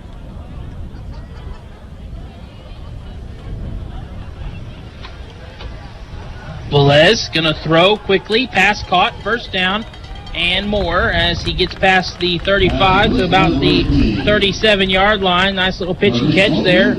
1st and 10 for the Red Ravens. Yeah, excellent job there. If they're going to give you the room, if they're going to play that far off, you might as well give or take what they're going to give you there. Cardrice Mobley, nice route, very crisp, caught it, good run afterwards. 1st down, Red Ravens. Velez going to have this one here, 1st and 10. Spread them out, 3 receivers to his left, 1 to his right. Velez going to take the snap, going to look to throw again here. Pass is caught. This is Klee, and then he'll have a 1st down. gain of 11. 10 got 11, shy of the 50 at the 48-yard line. So back-to-back nice little games that both pick up first downs. The offense is moving here. Yeah, offensive line giving Velez enough time back there to make decisions. They're going tempo here, and it's going to be a handoff this time, and not a lot of room to run. Highland, if they've done one thing well tonight, it's been containing the run game, and that'll force 2nd and 10 coming up here on no gain. Yeah, unfortunately, Dorian Lewis not really able to get started on that run right there. He got the handoff and immediately had Highland defenders on his toes. 2nd down and 10. Let's see if they stay with the spread or if they try to go back to the run game. The other thing about that no gain on the play there slows the offense back down for Coffeyville, which is beneficial for Highland for short. Going to fake the handoff. Velez going to keep it himself and smartly slides down. Good little run there. Velez has shown the ability to move the ball with his feet when he needs to. Picks up 5, and it'll be 3rd and 5. They get into the Scotty territory now. They need the Scotty 42 for a first down. Had to make a quick decision right there, Matt. He had defenders coming down on him. He had the option to hand it off. He went ahead and kept it, and that was the correct decision right there. 3rd and 5. 3 minutes left here. The option offense can be deadly with a quarterback that knows how to make quick decisions. And great job that time by Velez. Going to look to throw. He'll stand in the pocket. Going to rifle run down the field. And just too far out in front of the arms of his intended receiver that time.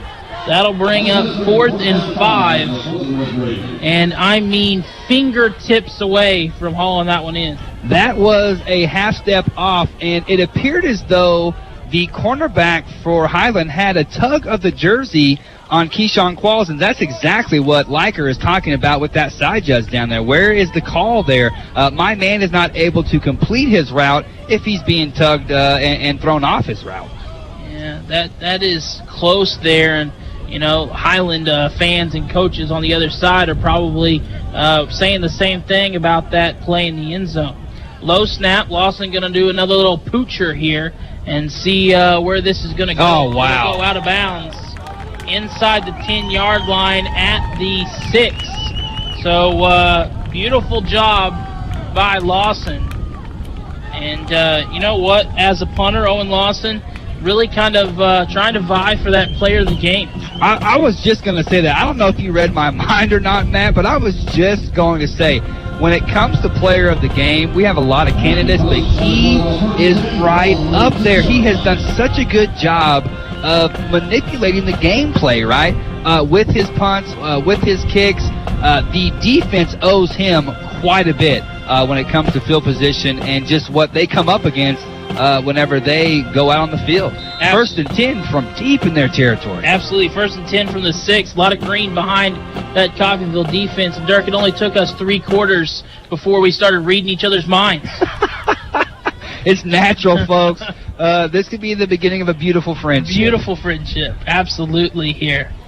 Vandiver's going to take the snap and hand it off, try to get some room on the outside, breaks the tackle, and then hit hard. What a play that time by A.J. Sargent, coming in and laying the lumber there.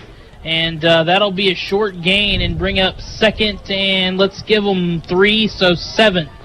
The ball carrier there was held up just enough for A.J. to come in and just really clean that one up. Nice job by him to stay with that play as well. Anytime when, we're 7 stories up on the 5th floor here, and we have the window cracked open. I heard that hit. So that tells you how hard it was. Vandiver going to take the snap. He's going to look to throw here. He's got a receiver open. Pass is tipped in the air and caught by the offensive lineman at the 2-yard line. Probably wish they would have let that one drop. And Coffeyville almost had it. It would have been a pick 6. The O-lineman catches it, but he's tackled down with a big loss there. They're going to mark him at the 3-yard line, so 3rd and 14. That play was crazy, Matt. Number 44, Charles Perkins, he has been making his presence felt all game. Got the hand on that one. Almost a pick 6 for the Red Raven D, but 3rd 3rd and 14. This is a big play for both sides. That ball was popped up in the air a couple of times. Vandiver going to hand it off here. There is some room to run. They're going to get him a little bit of breathing room as he pushes his way to the 5. And that will get him back to the original line of scrimmage in 4th and 10 after the 4-yard gain. So, Matt, I'm feeling a little deja vu here. They are up against the wall, is Highland. The wind is in their face. They're getting ready to punt. Hey, let's put some pressure on. Yeah, let's see what we can do here. Let's see if they bring some pressure here. I mean, the punter is going to literally be standing almost as far back as he can in that end zone with that wind really coming down. They are going to bring the pressure. They don't get there, but that punt does not go very far. It is touchdown at the 35-yard line. Coffeyville will start in Highland territory with the wind at their back for 22 more seconds here as we wind down the 3rd quarter. I'd be interested to see 1st and 10 from the 35. You got the wind at your back. Do you take a shot? Take a shot here? I don't see why not, to be quite honest with you. We hadn't scored yet this quarter, and I think we need to put some points up on the board to really put the nail in the coffin. You've been close a couple of times on some deep shots. They're going to go under center here. Let's see if we see a little play action and maybe a shot down the field. They are going to go play action. He's under pressure. He will throw. It is incomplete, and that'll bring up 2nd and 10. Really good pressure there from the Highland Scotties. Good job by Velez just to get his feet set enough to get that ball out of there. Schnackenberg was the intended receiver, unable to come up with that one. Only 4 seconds come off the clock there. 18 left here in this 3rd quarter.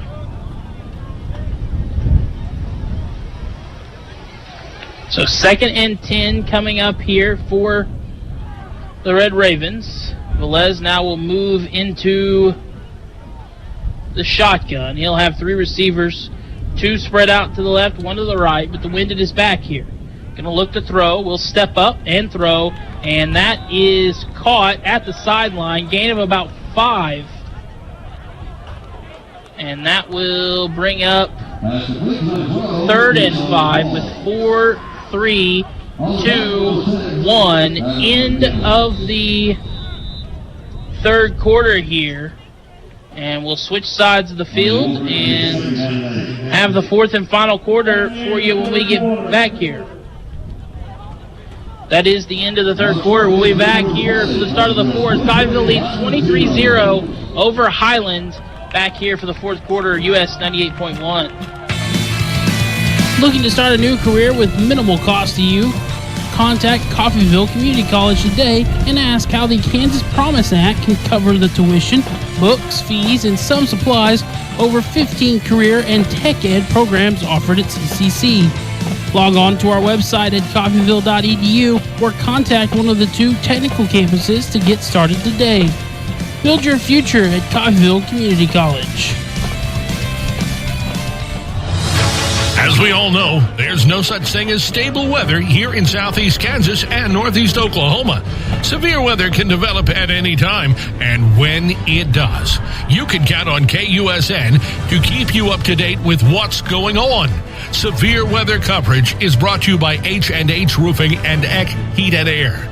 If there's threatening weather, depend on complete coverage on US 98 KUSN.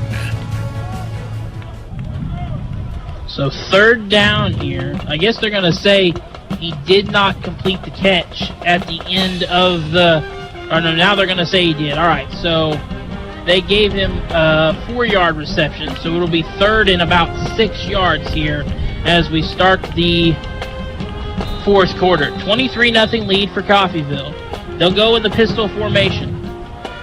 Les will have it, the back behind him.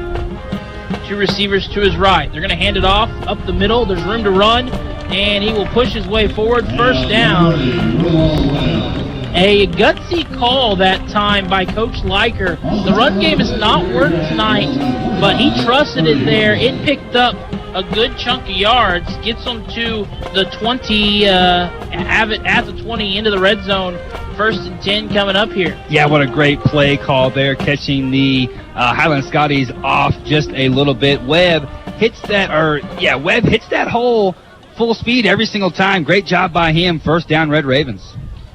I was about to say if you were going to go for it on fourth down, but it didn't matter because they picked it up there. Velez going to look to take the snap here, going to look to throw, going to step up, will throw, pass caught into the 10-yard line, into about the 5-yard line. It'll have first and goal, and Velez, another good throw, stepping up into the pocket, away from the pressure, and making a nice throw there. Yeah, Cardreese Mobley with the catch. Good job by Velez to throw on the run. Good job by the wide receivers to recognize he's on the run and to make a play there, get the body in the right position to be able to make that catch. So first and goal at the 5, under 14 to play in this one. Back under center here. See if they try to run this one in. They're going to bring a receiver in motion. They're going to throw, going to roll that way. Velez has got some room to run, going to make one guy miss and then go down. And he'll be brought down at about the 4-yard line, gain of 1 for Velez. He already has 1 rushing touchdown in this one. He's got 2 passing touchdowns, and Coffeyville has a 23-0 lead. Seemed like the timing on that one was off just a little bit, and the man coming in motion was thrown off as well by the defender. So nothing really going there. Second and goal. A little miscommunication for Highland. A player coming on late here as Velez will have it under center. Second and goal. They're going to go pitch here, and it's not going to go for much, if anything at all. Make it third and goal. Ramel Webb received that pitch and really had nowhere to go at all. Defense on him immediately. Third down makes you wonder, is this a must-pass situation here? Be interested to see. Liker may play it conservatively and settle for 3 points and take a 26-0 lead. We'll see what they want to do. They are going to spread it back out. They'll go 4 receivers for Velez, who's in the shotgun now. Velez will have this one here. He'll take the snap, going to look to throw. He will throw. End zone. Touchdown. Ravens take flight. One-on-one coverage. And Qualls comes up with the touchdown. That'll extend the lead 29-0. 12:06 left in this one. With an extra point coming up. Keyshawn Qualls went ahead and held it up for everyone to see afterwards, kind of like a follow-through in basketball. That was a one-on-one battle right there between Qualls and the D-back. He went up, got it, came down with it. It's just a matter of will right there, folks. 6 points on the board. 50-50 ball that Qualls made sure he got all of and extends the lead. The third passing touchdown of the game for Velez. That kick is up. And it is good. 30-0 here with 12:06 left in the game. We'll take a 1-minute break, come back with the kickoff. Highland still looking for their first points in this one. This is Jeff Edwards from Romans Outdoor Power. At Kubota, we want to help you deliver a job done right. That's why we want you to know that new Kubota inventory is arriving daily. You have work to do. We have the reliable, durable, and versatile lineup to help you do it. Visit Romans Outdoor Power today for all your equipment needs. Come see Mike and Kevin in Bartlesville or Jeff and Chance in Independence. There's something in your home's air this fall. Feel it? It's the perfect air coming from reliable, groundbreaking, award-winning Lennox products. There are savings in the air, too. Lease Cooling and Heating is offering $2,600 in rebates, plus payments as low as $99 on a new Lennox system. To rethink your air and learn more, call Lease Cooling and Heating at 620-331-2310 or visit us online at leasecooling.com. For great products, big savings, and perfect air, think Lease Cooling and Heating, your local Lennox dealer. Conditions apply. See dealer for details. Back here, US 98.1. Coffeyville's got the 30-0 lead. Elsewhere, Garden City's tied it up. It's 28-all with 14:51 left in the fourth quarter. That is an entertaining game to start the season there in Butler County. Yeah, that's a barn burner right there. Imagine that going to overtime. You could see a lot of points scored in that one for sure. Two very, very good teams. Kick is away into the wind, and so it'll be returnable. Caught at the 5. So room to run and brought down past the 25 at about the 27 or 28-yard line, and now another penalty flag will come out. I think this is going to be another unsportsmanlike conduct penalty on Coffeyville. So it'll take about a 20-yard return and add 15 to it. I assume it's on Coffeyville because the Highland player popped up and started clapping his hands. Yeah, and I'm interested to hear the number. Number 30, Elijah Bivens, made that play, and it was a nice play out of nowhere. Really good hit after a pretty good return, but we'll see. And the penalty came kind of away from the play. It's about 8 yards down the field from where the tackle was made.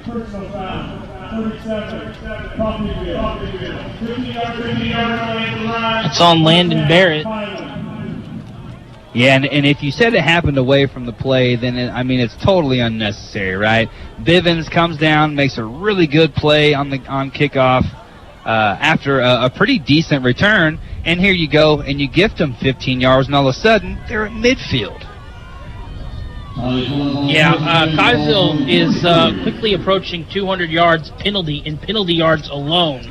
1st and 10 coming up here. Highland going to fake the pass and hand it off. That'll be a big play. That first time I think the Highland offense has fooled the Red Raven defense. Gain of 11 into Coffeyville territory. 1st and 10 coming up at the 46-yard line. Yeah, that was a really good play there from Highland. Trey Jenkins, number 16.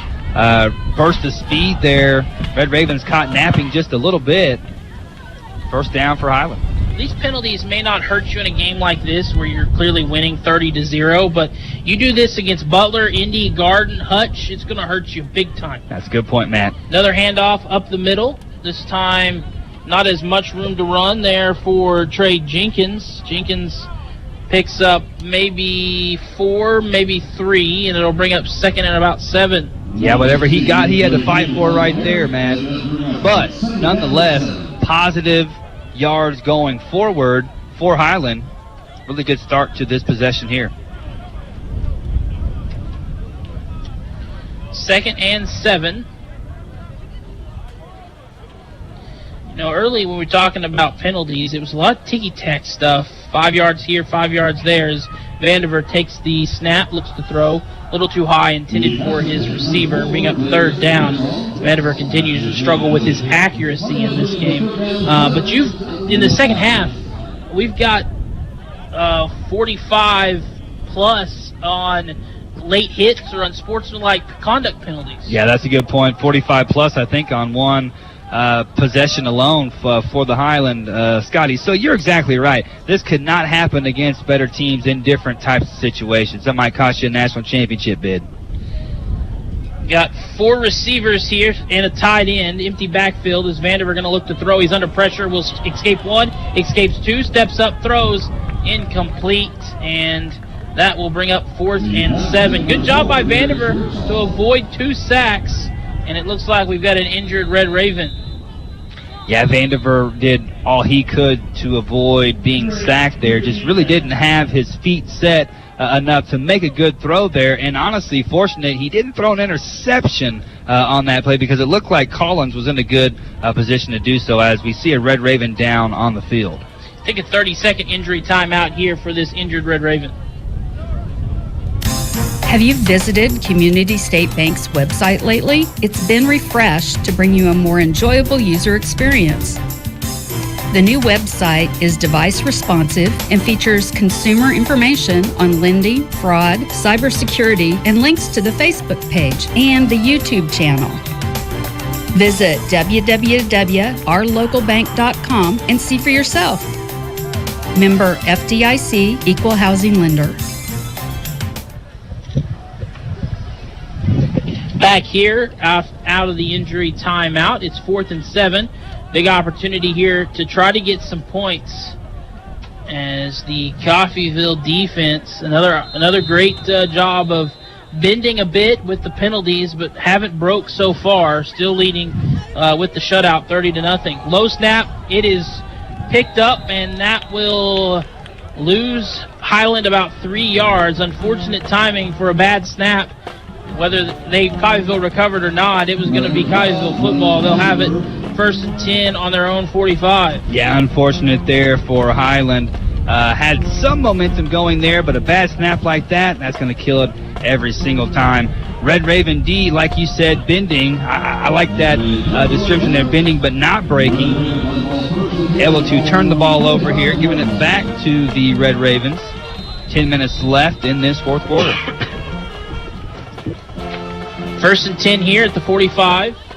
Velez is going to take the snap here, going to throw, and that will be incomplete.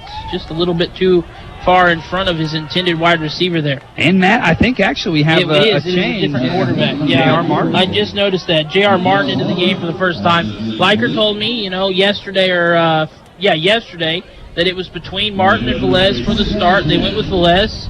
Velez played very well, and coach said, hey, great job. You threw 3 touchdowns. You ran for 1. You got us a 30-0 lead. Enjoy the rest of the night. We're going to put in Martin. Martin's first pass, an incomplete one. And we have it 2nd and 10 here with Martin under center now. And now we will get a penalty. Yeah, and it looks like... false start. Yeah, false start. Happens. Change quarterbacks. Just add it to the list. Yeah, Gage Ridgel, he was hitting himself in the head right when he committed it. Yeah, new personnel, new quarterback. This is a time, though, that a lot of these players are, this is an audition for a lot of them, yes, so they definitely want to make sure they're doing what they have to do. Whether it's for playing time later in the season or playing time at the next level. That's a good point, man. Martin will have it here in the pistol formation. He's got a back behind him, 2 receivers spread out. Going to hand it off up the middle. There's some room to run. Going to push his way forward. A big gain. He got about 13 or 14 there, and it looks like he'll make a 2nd and short there. Ozario Smith took a couple of Highland Scotty defenders on a ride right there. Yeah, he did. He kept moving. His legs kept moving, and all of a sudden the Highland defenders felt themselves going backwards. Really positive run there by Smith. He might see a couple more carries after a run like that. Fresh legs at this point in the game is very critical. It's 3rd and 2 here. Going to go back under center is Martin, and Smith capitalizing with those fresh legs. This time, though, this one's going nowhere, and on 3rd down, the Scotty defense shows up, and it'll make it 4th and 6 here. Yeah, Scotty D was not fooled on that one. Stopped that one quickly. Brings up a 4th down, and hey, turnover, or going to go ahead and turn the ball over here, get it back, and 9 minutes left in the fourth quarter. Still trying to get those first points on the board. Yep, Highland will get the ball back as they'll send a returner back to stand on the 15. Wind in the face of Owen Lawson as we approach 9 minutes left in the game. 30-0 lead. And now Highland wants a timeout. We'll take 1-2. Back in a minute here on US 98.1. Roman Chevrolet Buick, your Silverado City, appreciates educators and first responders. Right now, Romans and Independence are offering $500 cash bonus. If you are a first responder or an educator and you need a new or newer vehicle, stop by Romans for details on this amazing bonus. Romans deeply appreciates your service to the community. Reap the rewards at Roman Chevrolet Buick at 2313 West Main in Independence. Call 620-331-4700. Find new roads. Does your business need radio communications facilities? KCD Towers has tower space available. They can meet your needs in Chautauqua, Montgomery, and Labette counties in southeast Kansas, and Osage, Washington, and Nowata counties in northeast Oklahoma, with expanded coverage across the area. Tower space for cellular or two-way communications? Let's talk. Call Kevin Potter, 918-336-1001, or go online to bartlesvilleradio.com and click on Rent Tower Space under the Contact tab. Start your communications outreach today. Back here, 30-0 lead for Coffeyville as we're back on US 98.1 KUSN. This time the snap is away. The punt is good, and it takes a nice Coffeyville roll, and last minute the returner will try to pick it up there, and almost a dangerous play that time by Rod Huntley, but Huntley brought down at the 12-yard line, 1st and 10 coming up. Had he let that go, although that could have pinned Highland deep into their own territory once again, because Owen Lawson continues to shine as the punter here. Yeah, he was in between two actions there, it seemed like, as far as he wanted to let it go, but he knew if he did, they would be pinned back even further. However, if you try to handle that punt, there is a huge risk that you're going to fumble it and give possession over. It did not happen that way for the Scotties.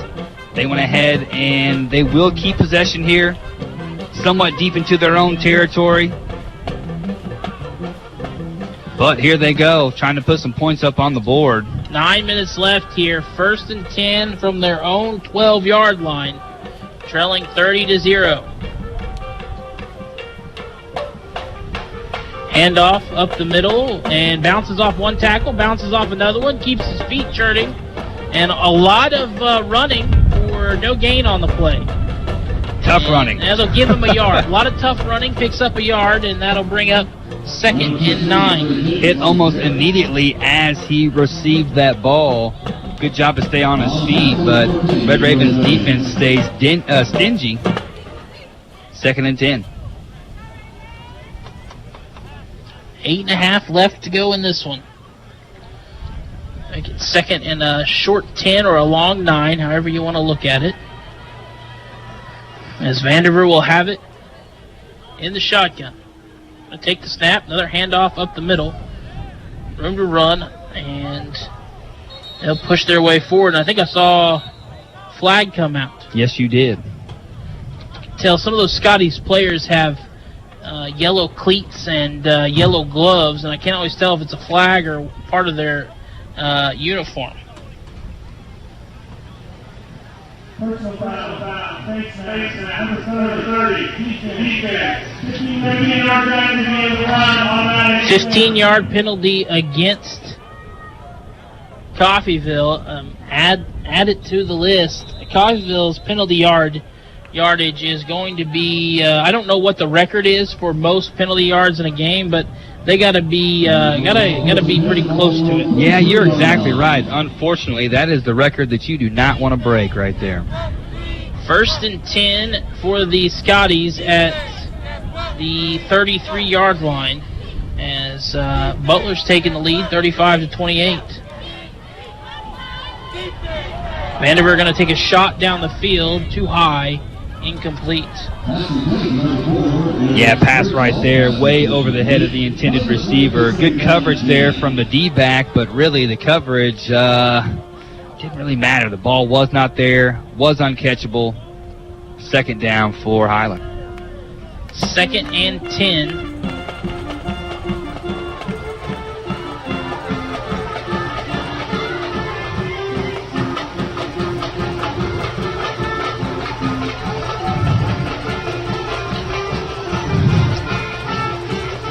Second and 10 here, and it looks like maybe Coffeyville might have jumped. Let's see what they're going to call here. Did a Highland offensive lineman move first? It is on Highland. That'll back them up 5 yards, make it 2nd and 15. Getting to the end of the game here, you have fatigue becoming a factor. You have focus becoming a factor as well. Game getting a little sloppy here. Last 7 minutes of the 4th quarter. It's a battle of attrition sometimes. When you're trailing by 30 in your first game of the season, sometimes you take your focus off a little bit. Gain of 2 there on the run by Highland. Make it 3rd and 13 coming up on the carry there. Number 13, A.J. Sargent, in with a host of tacklers there for the Red Ravens. Jenkins was on the carry there, got it to the 30. It'll be 3rd and 13 with 7:13 left here in this 4th quarter.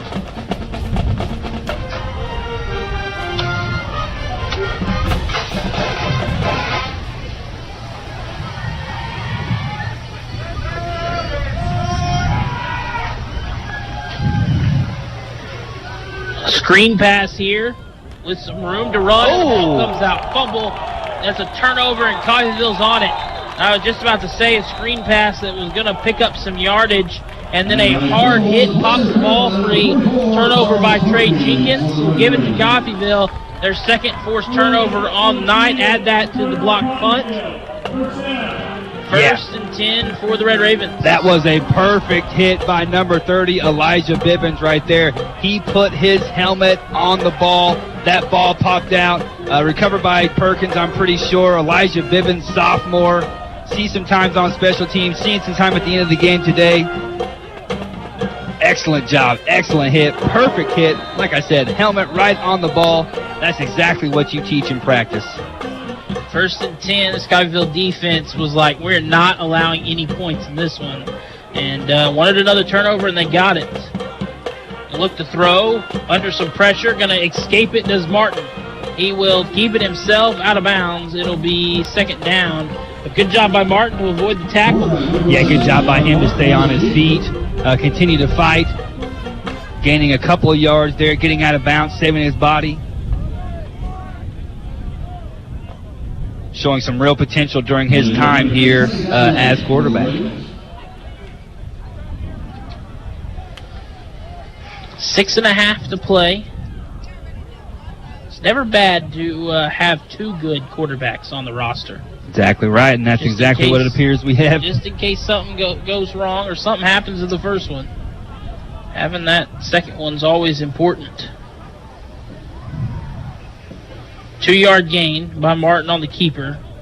As it's 2nd and 8, it'll be a handoff up the middle, some room to run, and it will be into the end zone. Ravens take flight, but a penalty comes out as it is coming back. Yeah, what a nice cut right there from Osario Smith. I was going to say, lock the doors and shut the windows, take it to the house, but I think this is going to come on back.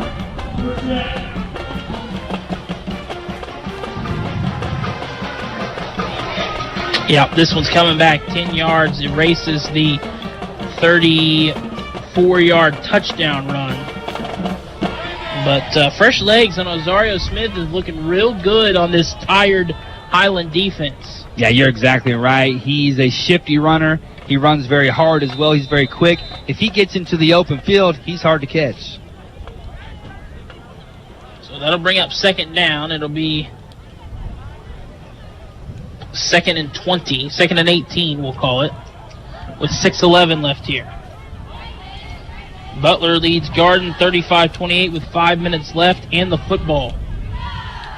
Trying to hold on to the upset. Martin under some pressure again, going to roll away from it.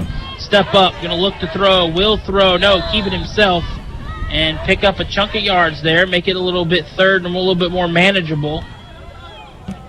Yeah, good job by Martin there, continuing to see pressure, but continuing to find ways to buy himself time and gain some yards, and like you said, make this third down a little more manageable. Yeah, makes it 3rd and 12 as opposed to 3rd and 18. As they'll put it, 3rd and 15 as opposed to 3rd and 18. As it'll put it at the 41-yard line. With 5.5 to play. 5.5 and a 30-point lead for Coffeyville. They've got the ball here. And they're going to throw. Martin under pressure. And the clock will stop, looks like, or the play will stop. Whistle will blow, and we got a penalty here. False start. Another one on Coffeyville. They have more false start penalties than Highland has penalties total. I think you're right, Matt. I think you are right. Quite a bit for the Red Raven coaches to talk about during film session. I kind of hope they don't have to, for the sake of the team, I hope they don't have to run per penalty or per penalty yard, because that's all Monday practice is going to be.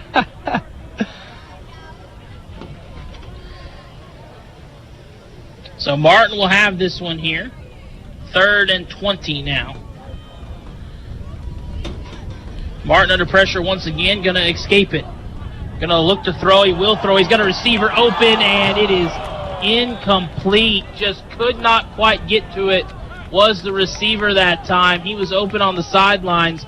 Martin on the run, a little inaccurate because of it, but still threw a really catchable ball, and that'll bring out Owen Lawson and the punt team with 4:58 left in this one. Yeah, Martin, really good job escaping the pressure there. Had Sanchez open, wasn't quite sure where he was at on the field, maybe. He was close to the sideline. He wanted to make sure that he stayed in bounds, but maybe by doing so, he gator-armed it just a little bit. Yeah, I think he thought he was closer to being out of bounds than what he actually was. And we're going to get a timeout from Coffeyville, and we'll take one with them back in a minute. 4:58 left here, a 30-0 lead for the Red Ravens, and we'll be back with the punt here on US 98.1. Looking to start a new career with minimal cost to you? Contact Coffeyville Community College today and ask how the Kansas Promise Act can cover the tuition, books, fees, and some supplies. Over 15 career and tech ed programs offered at CCC. Log on to our website at coffeyville.edu or contact one of the 2 technical campuses to get started today. Build your future at Coffeyville Community College. Adopt US Kids presents What to Expect When You're Expecting a Teenager. Learning the lingo. GOAT, G-O-A-T, acronym, stands for Greatest of All Time. As in, spaghetti sandwiches for dinner? They're my fave. Dad, you're the GOAT. You don't have to speak teen to be a perfect parent. Thousands of teens in foster care will love you just the same. Visit adoptuskids.org. Brought to you by the U.S. Department of Health and Human Services, Adopt U.S. Kids, and the Ad Council. Owen Lawson will take the punt, and it will be brought down at about the 11-yard line. And that will be another punt inside the 20 for Lawson. Yeah, very good punt for him. Again, he is leading. Maybe not leading, but he's up there in contention as far as man of the game, man of the match, player of the game, however you want to call it. He's done a really good job in complementing this Red Raven defense, the manipulation of the field overall, setting the defense up to be able to apply pressure, come away with some easy 3-and-outs.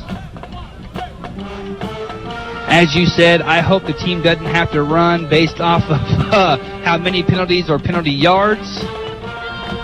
That might be all of Monday's practice. You're exactly right. Yes, it could be. Little quick throw over, little bubble screen that picks up a chunk of yards, and that'll bring up second down. Lawson was actually a K-State commit and was at K-State for a year. Did not play, did not see game action before transferring to Coffeyville. So obviously talented. Got a chance to go to Kansas State. But I'm glad he came here to Coffeyville. He's a Kansas City, Missouri kid. Interesting. So local overall, yeah, glad to have him here. Hand off up the middle as it will be 3rd and about 3. No gain on that play. Yeah, Casey Moe is about as Kansas as you can get without being Kansas. That's a good point. That's a very good point there. A lot of good talent coming out of that area, both from the Kansas side and the Missouri side. Yes, absolutely. That throw is incomplete. Another opportunity as Vandiver was under pressure again, but he had a streaking wide receiver. I will say the wide receivers for Highland have done a very good job of getting open. If there are 2 areas that you want to look at, penalties, and then your corners have, I don't know if it's just the athleticism of Highland's wide receivers or if it's maybe the corners know that Vandiver doesn't have what it takes to hit an open receiver, so they're cheating up a little bit. But they've almost been burned a couple of times because of it. Yeah, you're exactly right. Wide receivers putting in the work, doing what they have to do, running some pretty good routes overall. Just unable to find the targets as, wow, some confusion here from the punt team. And that's, I was going to say maybe delay of game right there. They called the timeout. They did. Highland wants the timeout on the punt. It's 4th and 3 with 3:50 left here. We'll take the timeout with them back here in a minute. Make your home more comforting with help from Derailed Commodity. Update your flooring with the area's largest selection of in-stock carpet, luxury vinyl plank, tile, area rugs, and more in many styles, brands, and colors. New furniture always brightens a home. We have a great selection of furniture, including sofa sets, recliners, and mattresses. Economy to premium, in stock and ready to brighten your home. Shop now at your local Derailed Commodity Flooring and Furniture, Brazelton in Independence, Kansas, and Joplin and Butler, Missouri. This is Jeff Edwards from Romans Outdoor Power. At Kubota, we want to help you deliver a job done right.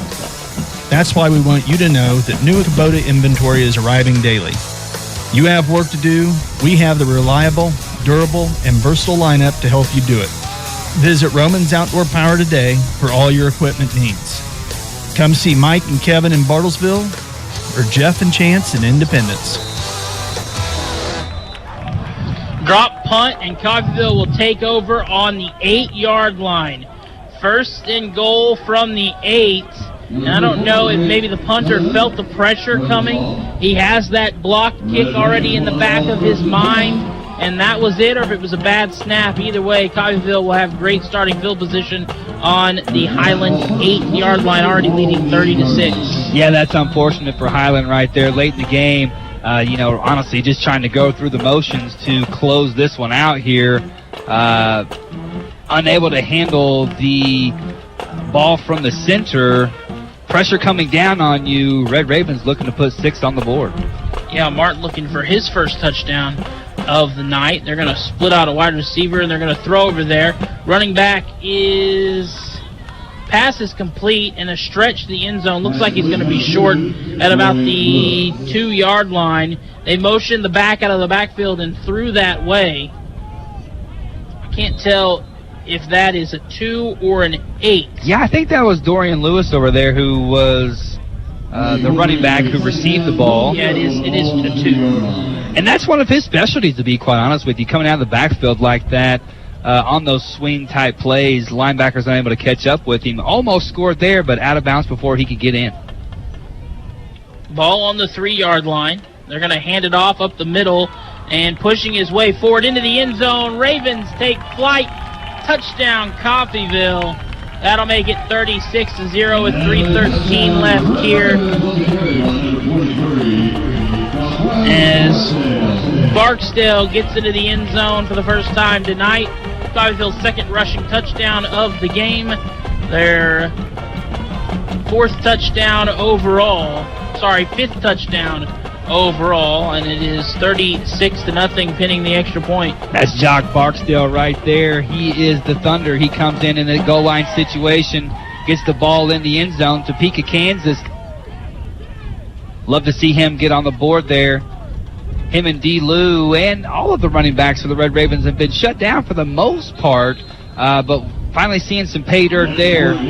Overall, this is a team victory, Matt. This has been a team victory for sure. All aspects of the game have been pretty good so far, other than, like we said, the penalties. The penalties they'll have to address, but the running game, even though they've been having to fight for those tough yards, they have been fighting.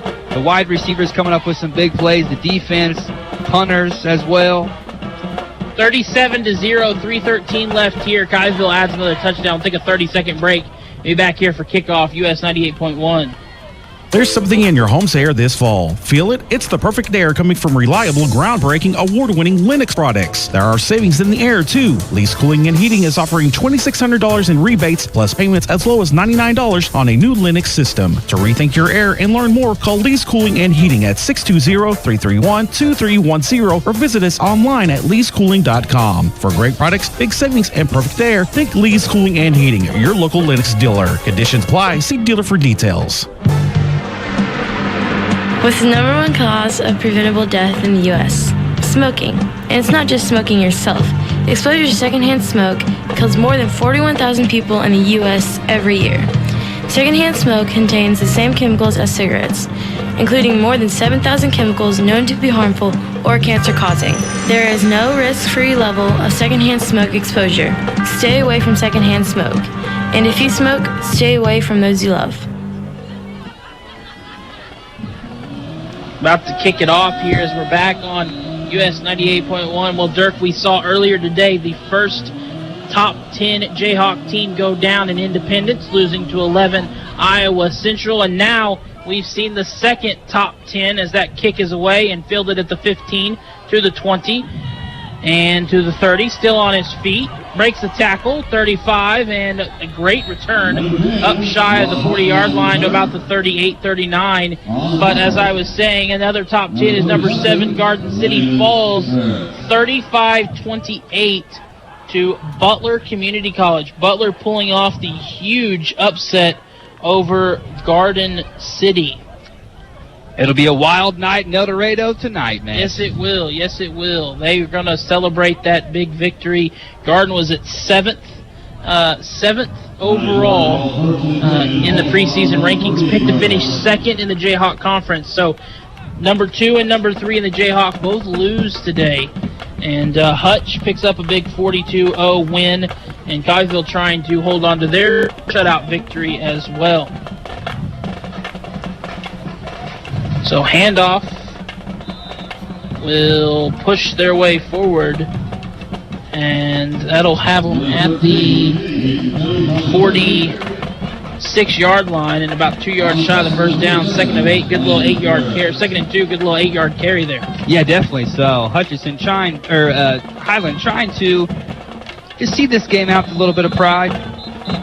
Good job by the Red Raven defenders to stuff that one there, though. Yeah, that carry that time by Kason Jones goes nowhere. It'll bring up 3rd and 2 here. Number 55, Ty Sheet Galloway in on that stop, along with a host of Red Raven defenders. Well, barring some massive miracle here, Coffeyville and Butler will be tied for first in the Jayhawk Conference. Hutch is also 1-0, or will also be 1-0 with Coffeyville and Butler, but Butler and Coffeyville's wins come against conference opponents, so they'll have the 1-0 conference lead. So the two teams that weren't ranked in the top 10 as that run will pick up a first down close to the 50 will be the two teams sitting at the top of the Jayhawk Conference 1 week into the season. Yeah, and it puts a lot of emphasis, which it's going to, right? It's inevitable. But it's going to put a lot of emphasis on that Week 2 matchup. You know, those teams that lost in Week 1, they're going to have to bounce back quickly because 2 losses in a college football season, that could take you out of contention right there. Oh, as we see a big pass here. Finally, they connect on that big play down the field. They've been taking those shots time and time again, and Vandiver has never been able to hit it. They finally do, and now they're cooking for the first time inside the 10-yard line. The first and goal of the night coming up here for Highland. Yeah, Darius Parasol, number 4, coming up at that catch right there. Good to see Parasol back in the game after the injury. So Vandiver going to take the snap, going to look to throws. It's a screen. One tackle broken, and another one gone down as he'll get inside the 5 to the 4. It'll be second and goal at the 4-yard line. Knocking on that door is Highland. Coffeyville wants that shutout. Highland's going to make sure that they don't get it here, where we've got a minute to play. Handoff up the middle and pushing his way forward down at the 1-yard line. Third and goal from the 1. Jones really close to getting in right there. Red Raven defense keeps him out. Under a minute to play, Matt. So third and goal from the 1. Vandiver, 30 seconds left here. Handoff up the middle, and he's going to be stopped at the 1.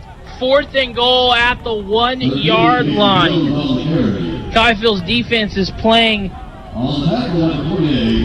Coffeyville's defense is playing like this is the game-winning touchdown, exactly. Not the game shutout-saving touchdown. Number 28, Jason Romero, in on that one, and you hear the crowd getting into it as well. Crowd getting loud as well. 3 seconds, 2 seconds, 1 second, and that's the end of the game. They don't get it off. They don't get it off. 4th and 1, and Coffeyville holds on to the shutout because Vandiver couldn't get the ball off in time on 4th and goal at the 1-yard line. The shutout is saved, and it's a 37-0 victory in favor of the Red Ravens. That was pretty intense, even though it had nothing to do with the outcome of the game at all. Highland definitely wanted to score right there. Red Raven D, even though it might have been second, third string out there, they did not want to let them score. And unfortunately for Highland, they don't even get a playoff. They let it run all the way down, and Red Ravens, hey, they celebrate as if, like you said, it was the game-winning stop right there. But one thing, Matt, love to see the intensity, love to see them play from the first play all the way to the last. Yeah, I love that. You know, we mentioned the team, the fans were into it just as much. I mean, it was like it was for the win, not for just a touchdown at the end of the game. The team was proud of the shutout. The fans wanted to see the shutout. Absolutely great to see as Coffeyville picks up the 37-0 victory in this one. Well, we're going to take a break. We'll come back. I'll give you score looks from around the league, and we'll give you some stats here, back here in 5 minutes. US 98.1. Looking to start a new career with minimal cost to you? Contact Coffeyville Community College today and ask how the Kansas Promise Act can cover the tuition, books, fees, and some supplies. Over 15 career and tech ed programs offered at CCC. Log on to our website at coffeyville.edu or contact one of the 2 technical campuses to get started today. Build your future at Coffeyville Community College. Roman Chevrolet Buick, your Silverado City, appreciates educators and first responders. Right now, Romans and Independence are offering $500 cash bonus. If you are a first responder or an educator and you need a new or newer vehicle, stop by Romans for details on this amazing bonus. Romans deeply appreciates your service to the community. Reap the rewards at Roman Chevrolet Buick at 2313 West Main in Independence. Call 620-331-4700. Find new roads. This is a special alert to all Americans who own a vehicle with less than 200,000 miles with an auto warranty about to expire or with no warranty coverage at all. Due to a decline in the economy, CarShield is announcing a low-cost month-to-month vehicle protection plan that is now available to the public to save any driver out-of-pocket expenses on future auto repairs. Call now to find out how you can pay almost nothing for covered auto repairs. Yes, you heard that correctly. Pay almost nothing for covered auto repairs. An open phone line has been established for all drivers to call for a free quick quote. Call 800-632-4055 now. Drivers who are covered will not have to pay for covered repairs again. This protection plan is at an all-time low. Additionally, drivers who activate this vehicle protection today will also receive free roadside assistance, free towing, and car rental options at no additional cost. Call us for your free quick quote today. 800-632-4055. That's 800-632-4055. What do you have to lose? Call 800-632-4055. Again, 800-632-4055. There's something in your home's air this fall. Feel it? It's the perfect air coming from reliable, groundbreaking, award-winning Lennox products. There are savings in the air, too. Lease Cooling and Heating is offering $2,600 in rebates, plus payments as low as $99 on a new Lennox system. To rethink your air and learn more, call Lease Cooling and Heating at 620-331-2310 or visit us online at leasecooling.com. For great products, big savings, and perfect air, think Lease Cooling and Heating, your local Lennox dealer. Conditions apply. See dealer for details. Buying a home, refinancing, apply for a home loan anytime, anywhere with Community State Bank. Our online mortgage tool is easy to use. You can be pre-approved in minutes, and our lenders are always ready to answer any questions. Visit www.ourlocalbank.com on your computer or mobile device and get started today. Member FDIC, Equal Housing Lender. Hey, I got a question for you. You hate bending over to put on your shoes? Wish you could just put them on standing or sitting without ever having to touch them? If so, then I have the shoe for you. Introducing new hands-free Skechers Slip-ins. With new Skechers Slip-ins, you just step in and off you go. You don't even need to lace up. So how do Skechers Slip-ins work? Well, there's a special smooth comfort pillow in the heel that helps your foot slide right into place. So just step in them and go. Find new hands-free Skechers Slip-ins for the whole family at a Skechers store, Skechers.com, or wherever stylish footwear is sold. DQ presents how to experience the new DQ Reese's Take 5 Blizzard with your 5 senses. First, open your eyes and see it all. Reese's peanut butter cups, caramel, peanuts, pretzels. It's beautiful. Then feel it. Oh, it's cold. Next, listen to it. Now, smell it with your nose. Oh, sweet top notes. And finally, taste it. Experience the new Reese's Take 5 Blizzard today.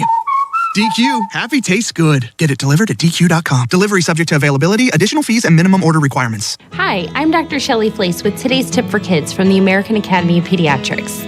The nicotine in e-cigarettes is addictive and can harm brain development. That's why I worry about teens who try e-cigarettes. Many young people use pod-based e-cigarettes like Juul, which have high levels of nicotine. And because teens' brains are still developing, they can quickly become addicted. The tobacco industry uses fruit and candy flavors to attract young people, often turning them into lifelong users. For more, visit healthychildren.org. Roman Chevrolet Buick, your Silverado City, appreciates educators and first responders. Right now, Romans and Independence are offering $500 cash bonus. If you are a first responder or an educator and you need a new or newer vehicle, stop by Romans for details on this amazing bonus. Romans deeply appreciates your service to the community. Reap the rewards at Roman Chevrolet Buick at 2313 West Main in Independence. Call 620-331-4700. Find new roads.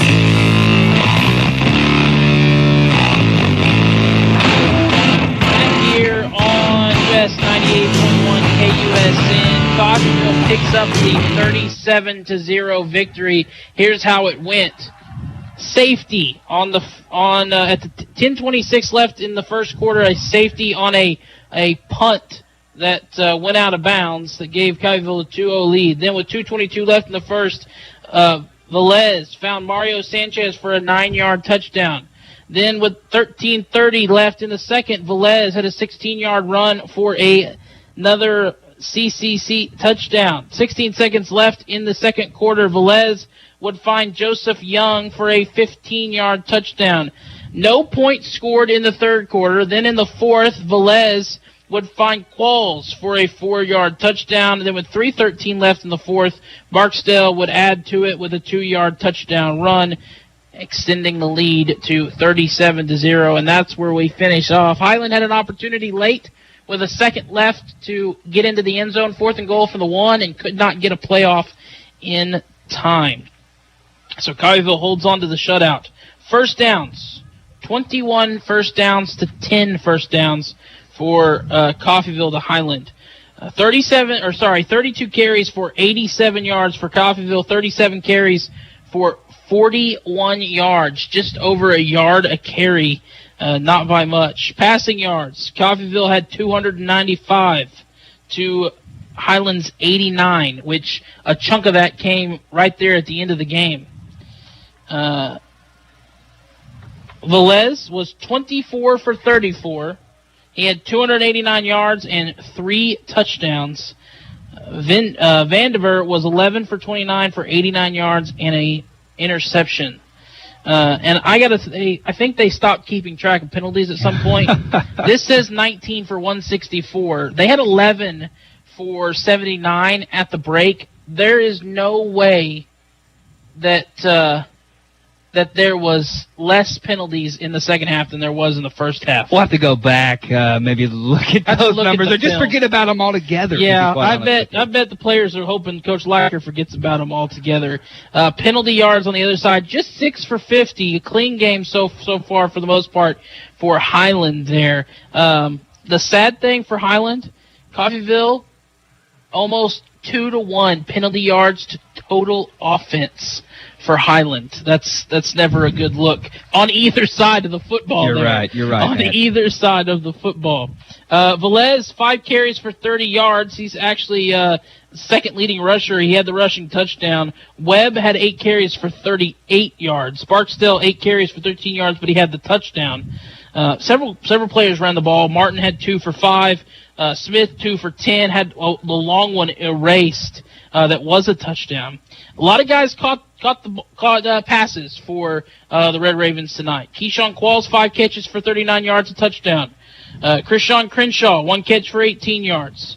Mobley, 2 catches for 30 yards. Barksdale, 3 catches for 23 yards. Dorian Lewis, 2 catches for 15 yards.